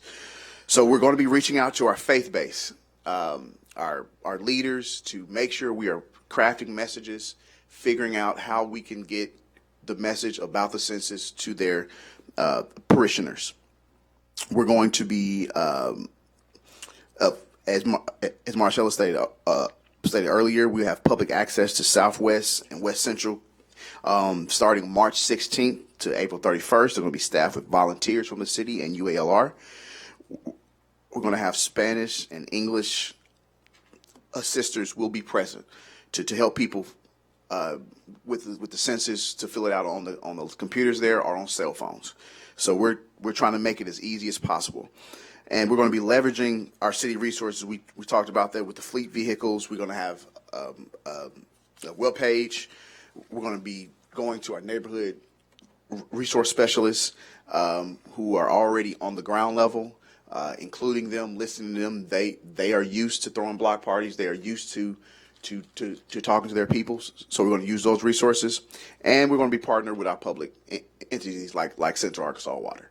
So this is going to be the message going forward, that Little Rock counts in 2020, that it's going to take all of us, and we all have to be counted. So if you want more information, you can go to littlerock.gov/2020 census, and please use hashtag LR counts, capital L, capital R counts, and I'll take any questions. Director Hines. Yes, sir. On this poster to your left, y'all have got the Spanish language logo. It says Little Rock Cuenta instead of Little Rock Census. Look down at where it says 2020, Charles. Right. Yep. That's not, just, you might want to redo that one. That somebody, when they did it. That's it. That was just something I was catching as I was. See, when you make stuff big, you see stuff. Thank you for that feedback, Director Hines. Director Adcock. Yes. How do we count the people in the jail? Are they all count as residents of Little Rock since it's in the city limits of Little Rock? Wherever the jail is. So our jail will go to the city of Little Rock. The jail in Wrightsville will go to the city of Wrightsville. So wherever they are on April 1st, we have been having bi-weekly meetings with the county, so we can coordinate most of these efforts. But yeah, if at our jail, if our jail is on Roosevelt in the city of Little Rock, if they're in there on April 1st, 2020, they will be counted for the city of Little Rock. How will they get their number? They would have to have a count. They would have someone in the jail would have to have a count. Okay. And juveniles that are incarcerated? Same goes for them. Yes, ma'am. Okay. Thank you. Yes, ma'am. Director Hendricks. Are the shirts ready? Not yet, but they will be. I will Let me bring know. one to your house. Okay. All right. Director Wright. I have a number of low to moderate income apartment complexes, and some of them have on-site management. Mm-hmm. And I think it would be prudent if we reached out that way, because 99% of these individuals have to go into Highly mobile. they You're have to go absolutely right. into the office to pay their rent, Mhm. and we can ask them to assist us with this. And I know most of my managers, they kind of shift and turn, but they've been pretty cooperative whenever I've tried to get information. I to totally them. agree. Yes, ma'am. And then the second thing is, I believe that a lot of my complexes receive vouchers from the Metropolitan Housing Alliance. Mhm. I believe that if we tie some of this to that, when they, not tying it, but making sure that they're working with us as a partner, so that when people get their vouchers, they can ensure that these people are counted. That's a great idea. Okay. Yes, ma'am. Because, and not only at the complexes, I have a lot of single-family residences that get the housing vouchers. I'm glad you brought that up, because that's something that I should have said earlier. That's going to be a focus on ours is the apartment complexes. Mhm. Those It are definitely usually needs to be. the hardest to canvass. We're going to be working with the housing and planning, who have relationships with those managers, so we can knock on all of those doors. Yes, ma'am. Thank you. Director Peck.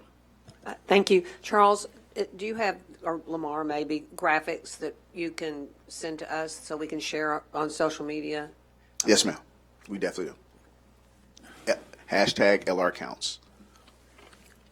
Seeing no other questions, thank you so much, Mr. Blake, and thank you the entire team that's working on our Little Rock Counts initiative. I think we all understand that this is a high priority for the city, as we understand representation, and it's tied to our federal resources that we receive as a city. And we will go to every hard count area to ensure that we are all counted and represented here in the city of Little Rock, being the state's capital city. So thank you so much, and we do appreciate you. Thank you. Now we will transition to our solid waste update. Director John Honeywell.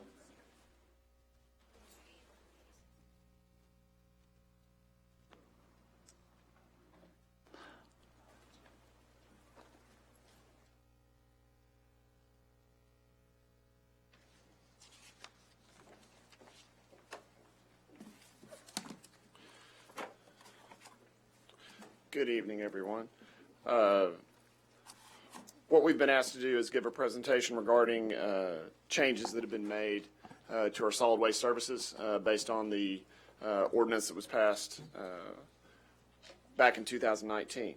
So solid waste, what we're responsible for is the collection, transportation, disposal of most of the residential garbage that's created in the city, single-family residential homes.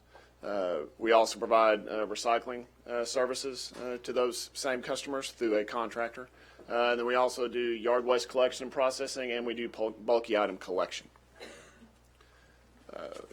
So in 2019, the city undertook a study to examine our solid waste rates and looking at all the services that we provide. Based on that study, we came up with a rate that we needed to sustain our operations for the next 10 years and stay solvent. That study included any landfill expansions that are required over the next 10 years, any capital investment in equipment, staffing needs, upgrades, increases in benefits to those employees. All of that was included in that rate study. So in September of last year, Ordinance 21780 was passed. And as part of those revisions, we increased our collection rate for solid waste to $28.90 a month per customer. We added an on-call bulky item change that went, you have one pickup per household that's included in that annual fee that you pay. So any additional pickups that are done at those residencies cost $25 for the first 2 cubic yards and $10 a yard in excess of 2 yards. And I'm going to have more detail about each of these a little later in the presentation. Then we also had oversized yard waste and uncontained solid waste that gets put out. That's at that same rate of $25 for 2 cubic yards, $10 at each additional yard. Then we also added something about habitually contaminated recycling, where if someone has decided that they would prefer to use their recycling bin as a trash can instead of using it for recycling, this gives us the ability to go out and remove that can. And then there's a fee that resident has to pay if they want to decide to get the recycling bin back and start recycling correctly. And I'll have more detail on that whole process. Everyone gets one included if they want an additional one now. It's materials that do not fit in your trash can. It was not created to provide excess collection of excess trash beyond what is typically fitting in your garbage can. And we went on to say that, reiterate that it's $25 after that first included pickup. So, if someone wants to get an on-call collection, this has been the big question, I think, that's been going around the last few weeks, how are they notified about this new structure that we're using on on-call collections?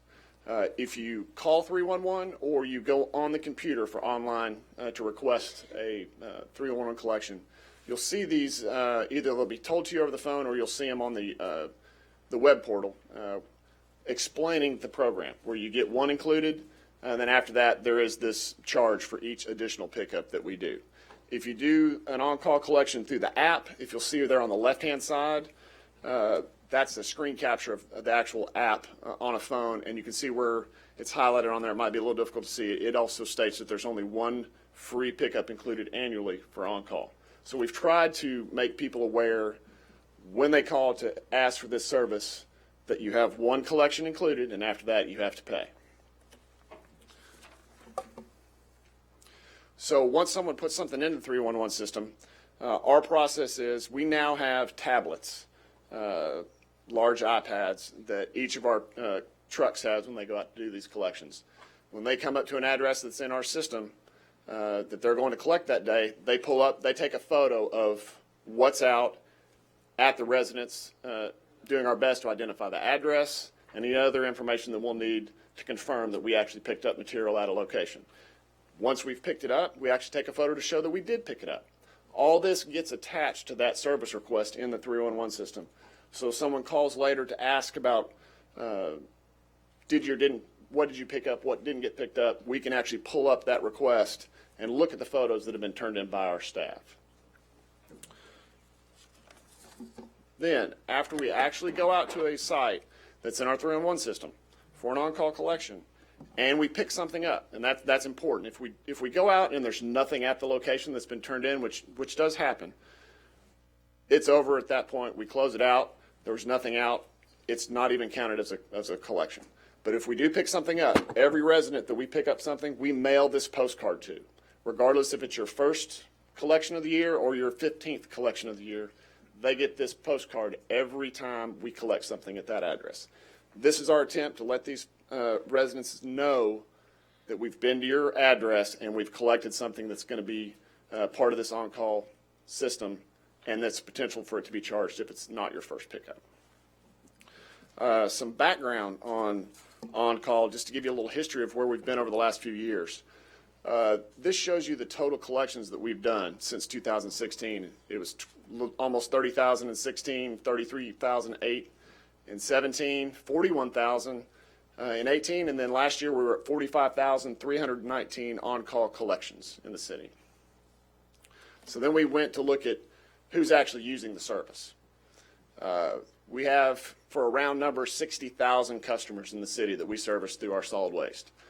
That's residential trash collection, yard waste, and then they have the ability to do the on-call. 45,000 collections. Out of those 45,000 collections, 12,000 of them were at an address where they only got one collection, one pickup in the year. The remaining 32,000 collections last year were done at 10,481 addresses. So those 10,481 homes had multiple collections at them. So there's 17% of our customer base accounted for 32,600 of our collections. So on the next slide, it breaks down a little bit for you. Almost 39% of our customers used the service last year. That's one time or multiple times. That's in total. 61% didn't use on-call at all. 83% of our customers aren't impacted by this new $25 fee. So that's people that use it once or don't use it at all. That's 83% of everybody in the city. They are not impacted by this $25 fee. 17% of our customers will be impacted, that based on 2019 numbers. 17% of our customers will be impacted by this, but they accounted for 72% of all the pickups we did last year. We had residents from 2 pickups. Our highest number was 28 at one address for on-call. So you can sort of see why we wanted to approach this program a little differently as we're moving forward. Let me catch up here, excuse me. So that's all of our information on-call, and I'm going to go through these next 2 things, then I'll take any questions that you'll have. Next is our recycling contamination, and a reminder of that's where if someone has a contaminated bin, we have the ability to go out and remove that bin, and then they have to pay a fee to get their bin back. So how our recycling works with contamination related, our contractor, Waste Management, is responsible for doing our collections. They are supposed to tag a cart if it's contaminated, and they provide us that list of carts that they've tagged. By tagging that cart, they're notifying that resident that you have contaminants in your cart. You need to remove those contaminants. We'll come back in the next cycle and dump your cart. That's what is supposed to happen. That doesn't always necessarily happen.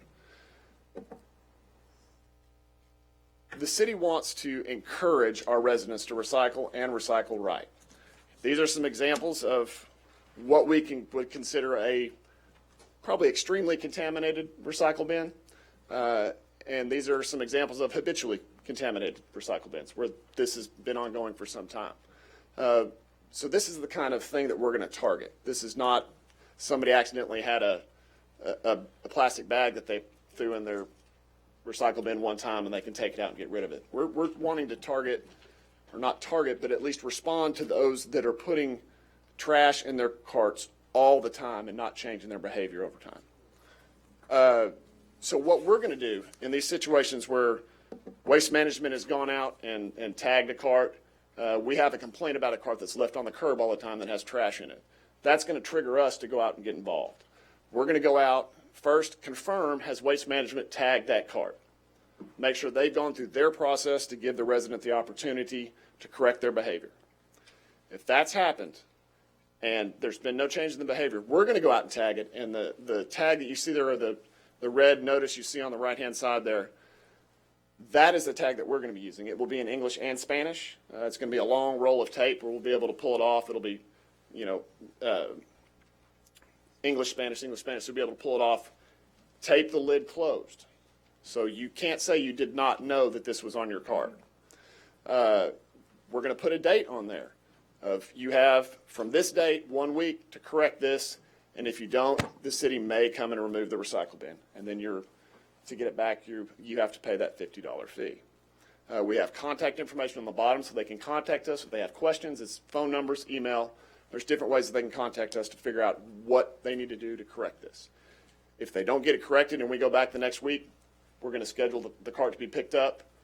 We'll take it and dump it, and then we'll keep the cart.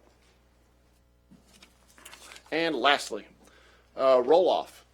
The roll-off system was created really to help neighborhoods organize and provide cleanups for their areas. It was to encourage those entities to have their community members want to try to keep their areas cleaned up. We use 20 cubic yard roll-offs, which you can see in the photo there. That's an example of one. So if someone wants to get a roll-off, they can call 311 and put in a request. That request is sent to solid waste. Solid waste is going to contact that person to ask them what they're wanting to do, schedule it, how many they want, location. There's a waiver release that they have to sign and return to us prior to us delivering the cart.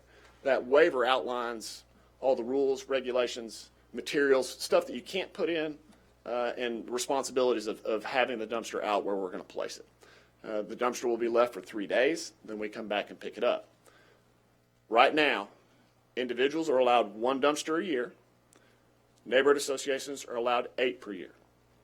So it's an encouragement to have that organized cleanup versus individually scheduled out carts that reduce our ability to provide those larger cleanup efforts.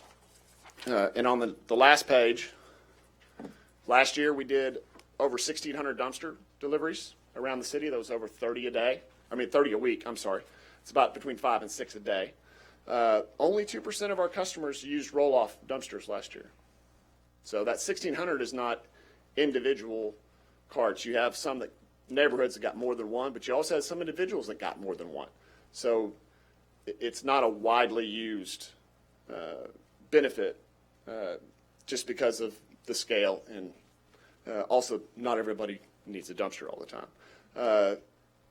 What we typically see before the end of the year, we have to cut off requests for dumpsters usually by the beginning of October, because at that point we have already scheduled out through the end of the year.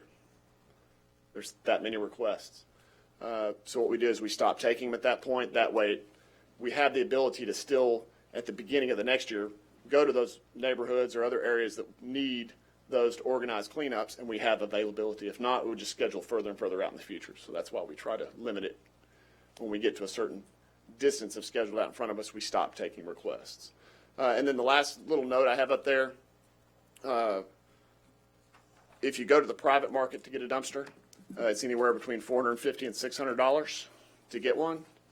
And we do $1,600 a year, so you can sort of see the benefit that we're providing at this point. And that's the end of the presentation now, so I'll take any questions y'all have. Direct Vice Mayor Wyatt. Thank you, Mayor. Mr. Honeywell, Yes, ma'am. the data that you're talking about, is your data by address or by caller? Say that In one more time. regards to the 83% that will not be impacted, was your data that you gathered, was it by address or by caller? It's by the address that we physically picked up the material. So if you called in someone else's address, Yeah. or I called in someone else's address that I saw a bulky item, something that was in a yard, that is going against that property. It's not something that goes to the person that calls something in. Okay, so I know you've been at a number of neighborhood meetings with me where people complain that their neighbors just pull stuff to the curb nobody calls, and then they call and report it. Okay, so if my neighbor next door, Joan Adcock, pulls her commodes, et cetera, to the curb, and I report it, she's still going to be billed the $25 or whatever the cost is? If it's her, beyond her first included, yes. Okay. When someone calls in a location, the request can be called in by anyone anonymously. The pickup that we do where we physically do it in front of that house is where we're charging that either one-time included pickup, or if it's had others previously, that's when you start looking at billing them at that address. Are you gonna notify Joan that you're gonna charge her to pick up the stuff in front of her house, or are you just gonna pick it up and then put it on her bill? Well, remember, if it's her first time, she doesn't get billed anything. Yeah, but she does it all the time. And So- she's going to get a postcard from us that says, we picked something up at your address. You only get one a year.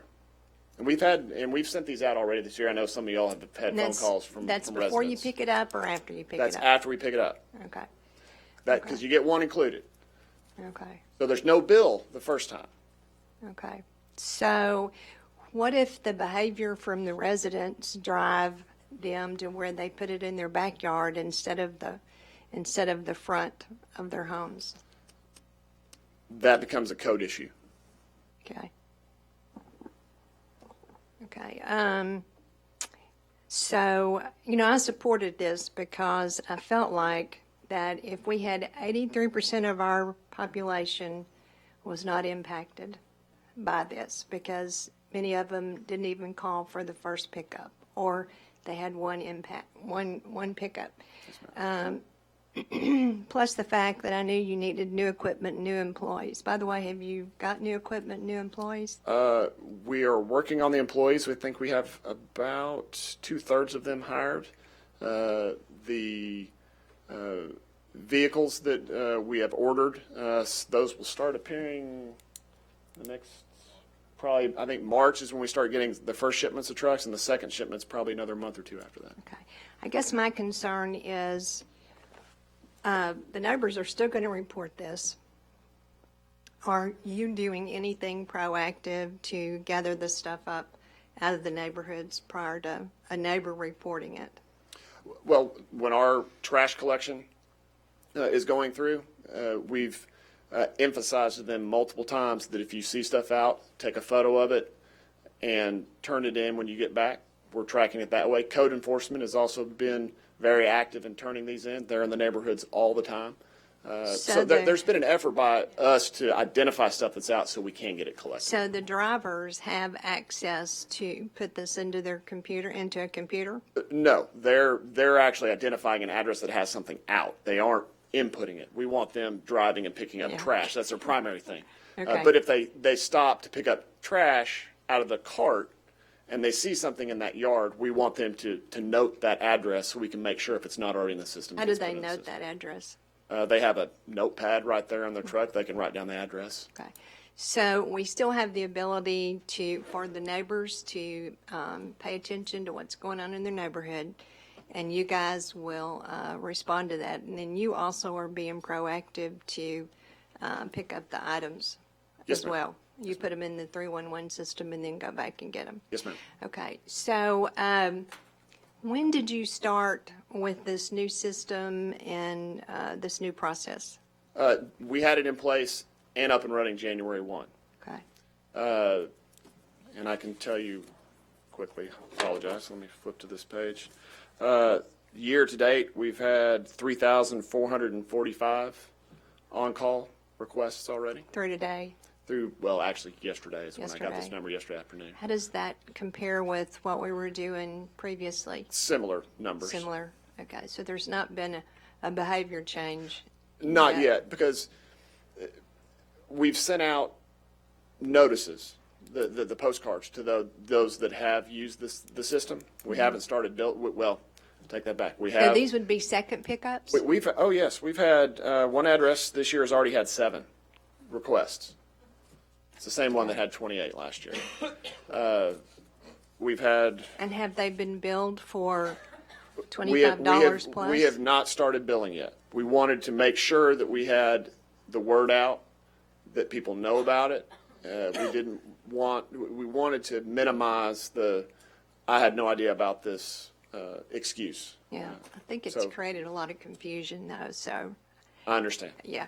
Okay, so you've not billed anybody yet. When do you propose to start billing? Right now, the tentative date is March 1st. March 1st, okay. If I remember when you brought this to us several months back, the $25 was compared to what it would cost someone to be hired to pick the stuff up and then take it to the landfill. The tipping fee is what? Tipping fee is $30 a ton. $30 a ton you weigh yourself when you go across. And what was the minimum? Yeah, the minimum to go across is $25, so it matches Yeah, really what that's we're what I was talking about. Because thinking. most of this is not going to equal It a was ton. comparable to what a person, or maybe even less than what a person would have to pay Yes, if ma'am. they took care of it themselves. Correct. Okay, I heard some horror stories about being billed $500 for picking up some trees or something. Are you familiar with a story like that? We have allowed people to pay us that type of money to pick up large amounts of trees, yes. Okay. You remember, we have 6 inches in diameter, Yeah. 6 feet long.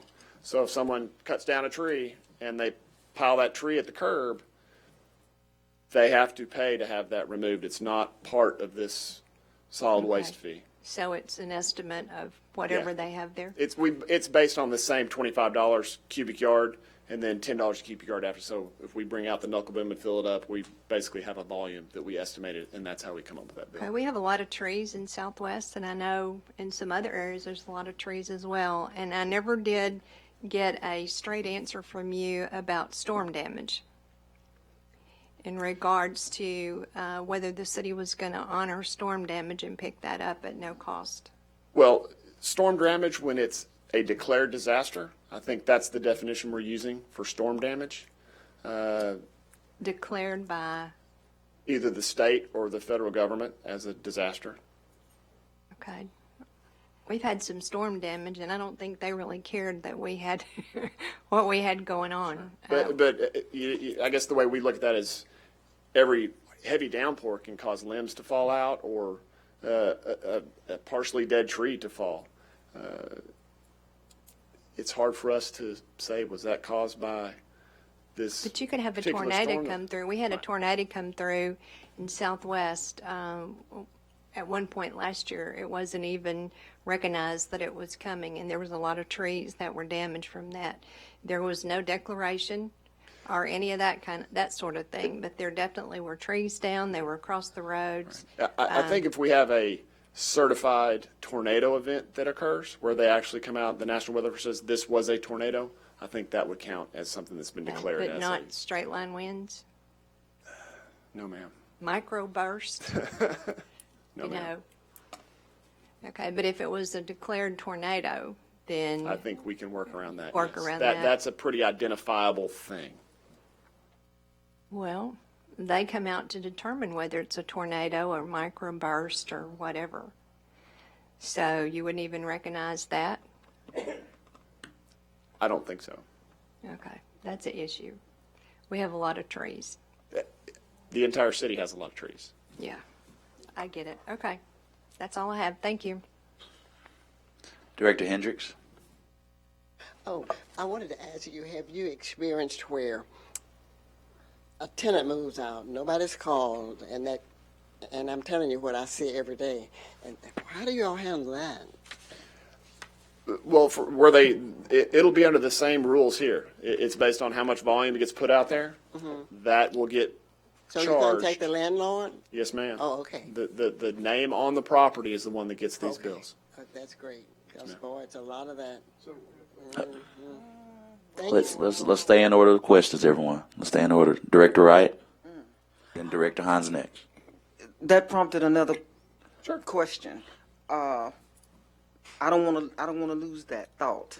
Don't let me lose that. But I do want to get to this. Okay. Back in October, I took a neighborhood tour with you and the city manager and the usual entourage. Okay. And one of the things that determined was that your trash pickup guys are not putting this stuff in the 311 system. That's not happening. Now, I've watched them pick up trash. And I'm going to be frank, I want them to focus on picking up trash. I don't think that they need to be having to stop. I've actually gotten complaints from people, y'all don't pick my stuff up on time. You got people that sit down at home and watch the garbage truck go by and how fast it's going and, you know, this kind of foolishness. And then they'll send you 99 questions, and I forward some of them on, and, you know, give me an explanation for this. I know how to push that aside, but I know that a lot of these sites, because I go around and I take pictures and I submit them myself, and we'll take these tours and you'll see these big mounds of stuff that has never been turned in. Well, how are you going to address that? Is this additional staff that you're going to get? Will they be, because I don't think your trash people to pick on the garbage truck need to be doing that. We've got to rely on multiple people to help us get this information placed into our system. We're going to rely on our truck drivers. If they see it, if they're stopping, dumping a cart, and they see a pile, we want them to write that address down that there's an on-call bulk. And you're saying they actually have a tablet in that truck with them? Yes, ma'am. Okay. They can have a yellow notepad right there. Oh, no, a yellow notepad. They don't have a tablet like this. No, they're not. Oh, okay. They're not entering it into the. They're writing down an address. When they get back, they give that to staff in the office to enter into the system that there's an on-call at that location. They're not. See, when you say tablet, I'm automatically thinking that, this that thing was, here, and that I know that's not going to happen. No, it's ma'am. just not going to happen. We're not asking them to do that. Okay, no. good. Just jot down the address when you get back, turn it in so we can get it in the system if it's not already in the system. So we're asking for our drivers to help us with that. We're asking for citizens that see it. We're asking for housing code enforcement folks that are in the neighborhoods to enter it. They do it a lot because you can go in and see who's entering stuff in. We can see who's doing it. And the people that are putting it out themselves, they're the ones that are ultimately responsible to put this in. That's who we're wanting to let us know that it's out there so we can get it picked up and it doesn't sit out there very long. Well, we had a major problem in Broadmoor with this, and, you know, we did a special outreach to them where the code enforcement officers just did it in quadrants, just driving down the street. Anything that wasn't in there, they put it in and then left a door knocker. Remember, we met about all this. It was just that bad in Broadmoor. It was like you couldn't even drive through the neighborhood without all this clutter. Okay, so I'm going to continue to do what I do and monitor this, take my pictures, and I'm going to observe, Mayor, and make sure that the areas that are hardest to police as far as this is concerned don't get double whammied here, because we've worked long and hard on this for many, many years to get these neighborhoods cleaned up so that you can get people to move in and not feel like they moving into some place where nobody wants to live. Okay, then my other thing, the landlords, these single-family rent houses. So you said the person that owned the property is going to receive the bill for the pickup. But that's not the person that got the bill. It's the tenant that moved away. Right, but we have the ability to see who's on the water bill. So let's say someone lives in a house for 5 months. They move out. The landlord comes in and dumps everything out. We collect that. Yeah, but that person, but the bill that you got is in that person, in my name, and I'm gone. Right. I'm not saying I shouldn't be forced to pay it. Someone's got to have that water meter in their name during that time. Not necessarily, John. Until a new tenant moves in. If we have a location that's repetitively dumping, just emptying it out on the street, we're going to do everything we can to figure out who owns the property, not living in it, and make sure they are getting these bills for dumping things out. If it's not the person, let's say it's someone's a renter where they're making the person that rent get the water meter in their name or their utilities in their name. If we find out that the person that we send a bill to is no longer the one living there, it's someone new, we're going to work with that person so they don't have to bill, but we're going to go find the landowner to make sure that they're paying that bill. Okay, I just want you to know I'm going to watch this very closely. That's something that we have discussed at length trying to Okay. figure out the best way for those unique scenarios like that of how we're going to approach this. Because most rental properties, single-family rental properties, the person that moving in there got to turn on the utilities in their name. The landlord's not going to do that. So when I move out of that house, I've gone to Cherry Creek to live. Sure. And the person landlord pulling all this stuff out. That meter is not in his name. It's just there in the last person's name. So we're working through how to make sure we're getting it to that right Okay. person in that scenario. Okay. So, But but we're- these are real world issues Yes, ma'am. that. We're very conscious of that particular scenario. Okay, thank you so much Yes, for ma'am. changing that roll-off dumpster thing, because the neighborhood association just was not going to take responsibility. And if I could just speak to that for just a second, that was an effort on us to try to bring that back to, it's the community efforts that are getting access to this service, because that's what it was originally created for. We were seeing it going further and further away from that, and it was individuals that were calling and scheduling as many as they could for And a year. I agree with what you did here. This makes sense. Yes, ma'am. Okay, neighborhood association 8 times a year. When they put those out there, you can see them, you can dump them. But if you want one individually, then you can get only one. Now that makes sense. Yes, ma'am. Thank you. You're welcome. Thank you so much. Director Hines. Try to keep my comments. So, on your sheet, you said oversized yard waste and uncontained solid waste collected. So there's no free one time on that, right? Correct. That's correct. So if if I get something that they can't pick up on the regular yard waste, Well, that's stuff that's oversized. So Right. if you go cut a bunch of limbs, cane or something that's small diameter, not real long, and you have it across the entire front of your yard, that's no charge for that. It's when you have the large tree trunks. when I've got to have the knuckle boom. Yeah, stuff that come we out. Okay, I can't just pick wanted to up clarify. by hand is what that's about. So John, I know you, and I've talked with Ronnie about this, especially on some of the roll-off stuff and everything. So I think at the end of the day, we had a lot. I know that some of us had some complaints about the increase in the yard waste pickup, this year, and then we're doing it. But it seems like we're actually recouping some costs that that our ratepayers were subsidizing. That 17% are causing 83% of the pickups. So, what's the projection over time? Do you guys think this has a net positive? So, the next time in 10 years, when we have to look at rate increases that shouldn't be incrementally as much, based on the fact that we're recouping some of our costs for stuff we've been doing that other ratepayers have been subsidizing. So That's part of it. Obviously, the 25 is probably not covering Right. the cost of what that is. But there's also, we hope, some behavior change where customers are not going to be putting out a couple small items that could have easily fit in their trash can, but instead they stick them out in the front of their yard, and we have to do a separate drive-by with another truck to pick that up because it's not in their garbage can. So we're hoping for a behavior change. If they have to pay for that, they're just going to put it in their trash can next time. So here's the next question. I don't know that anybody's answered it. As they say, the road to hell is paved with good intentions, and our intentions are good here, but there are some pitfalls anytime we make changes like this, that people's behavior changes for the worse and not for the better.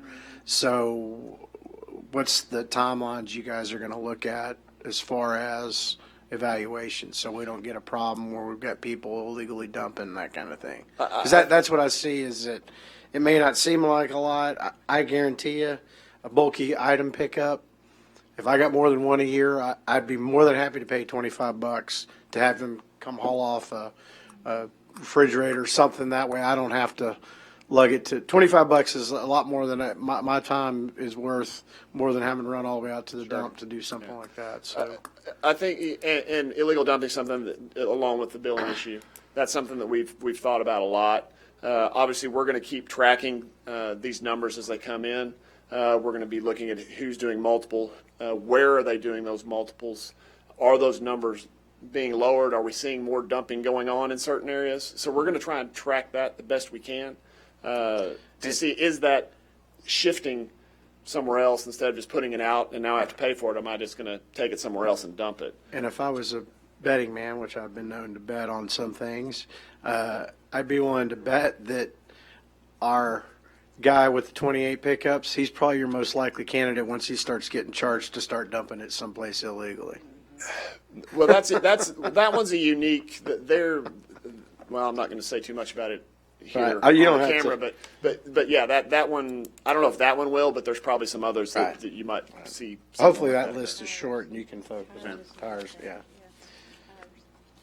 Director Adcock, unless Director Hines has any more questions. John, when do we get a handout that we can pass out at neighborhood meetings? Because that's what they're asking for. They want something in their hand. And I know it's easy to sit up here and say they can go online, they can go to 311. When are we going to get a handout that we can hand out? After we have this, I'll take some of the information off these slides, put them on a one-page thing that I can send out all the resource centers, community centers. I can email everybody here a copy of that so you have copies of it.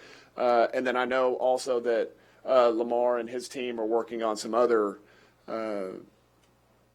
PR news release type information that we're going to put out there to advertise this to make people more aware of it also. So Last night I was out East Little Rock in a neighborhood. There was 7 piles laying on the vacant lots. And this does not address anything about vacant lots. So tell us about the piles on vacant lots. we are still picking up those piles on vacant lots if it's out by the street. If it's back up on the property, now it goes into a code enforcement illegal dumping on private property. So it sort of switches out of our purview. These started out 3 months ago as all yard waste. And now they're mixed piles because as everybody drives by, they're throwing more and more on them. Well, and part of the issue now that we have the ability to, well, technically if they're not a customer, they don't pay a solid waste bill, it's a vacant lot, there is no service that we're providing. However, we have been going by and getting that stuff if it's out by the road, if we can. Is that going to continue? Yes, it will probably continue. Yes, ma'am. At no charge because there's no one to bill. We don't have one unless we go to that property owner and cite them through our code enforcement for a nuisance violation of having that material on their property. Right. That's really our only avenue to notify them and then cite them and take them to court. In lots of cases, they're not the one that cut it and put it there. That's probably, but it's still their property, so you have responsibility for your Now, I property. agree with Director Wyrick. Storm damage, I've still got 2 trees I'm having to have cut up. I've already contracted, though, they're going to haul them off. But they was at the high winds about 4 Fridays ago, and I know lots of my neighbors had damage then. So I wish you would relook at that declared by state or federal, because, usually those people are elderly, low-income people that cannot afford to pay a tree service, and they're putting it out to themselves.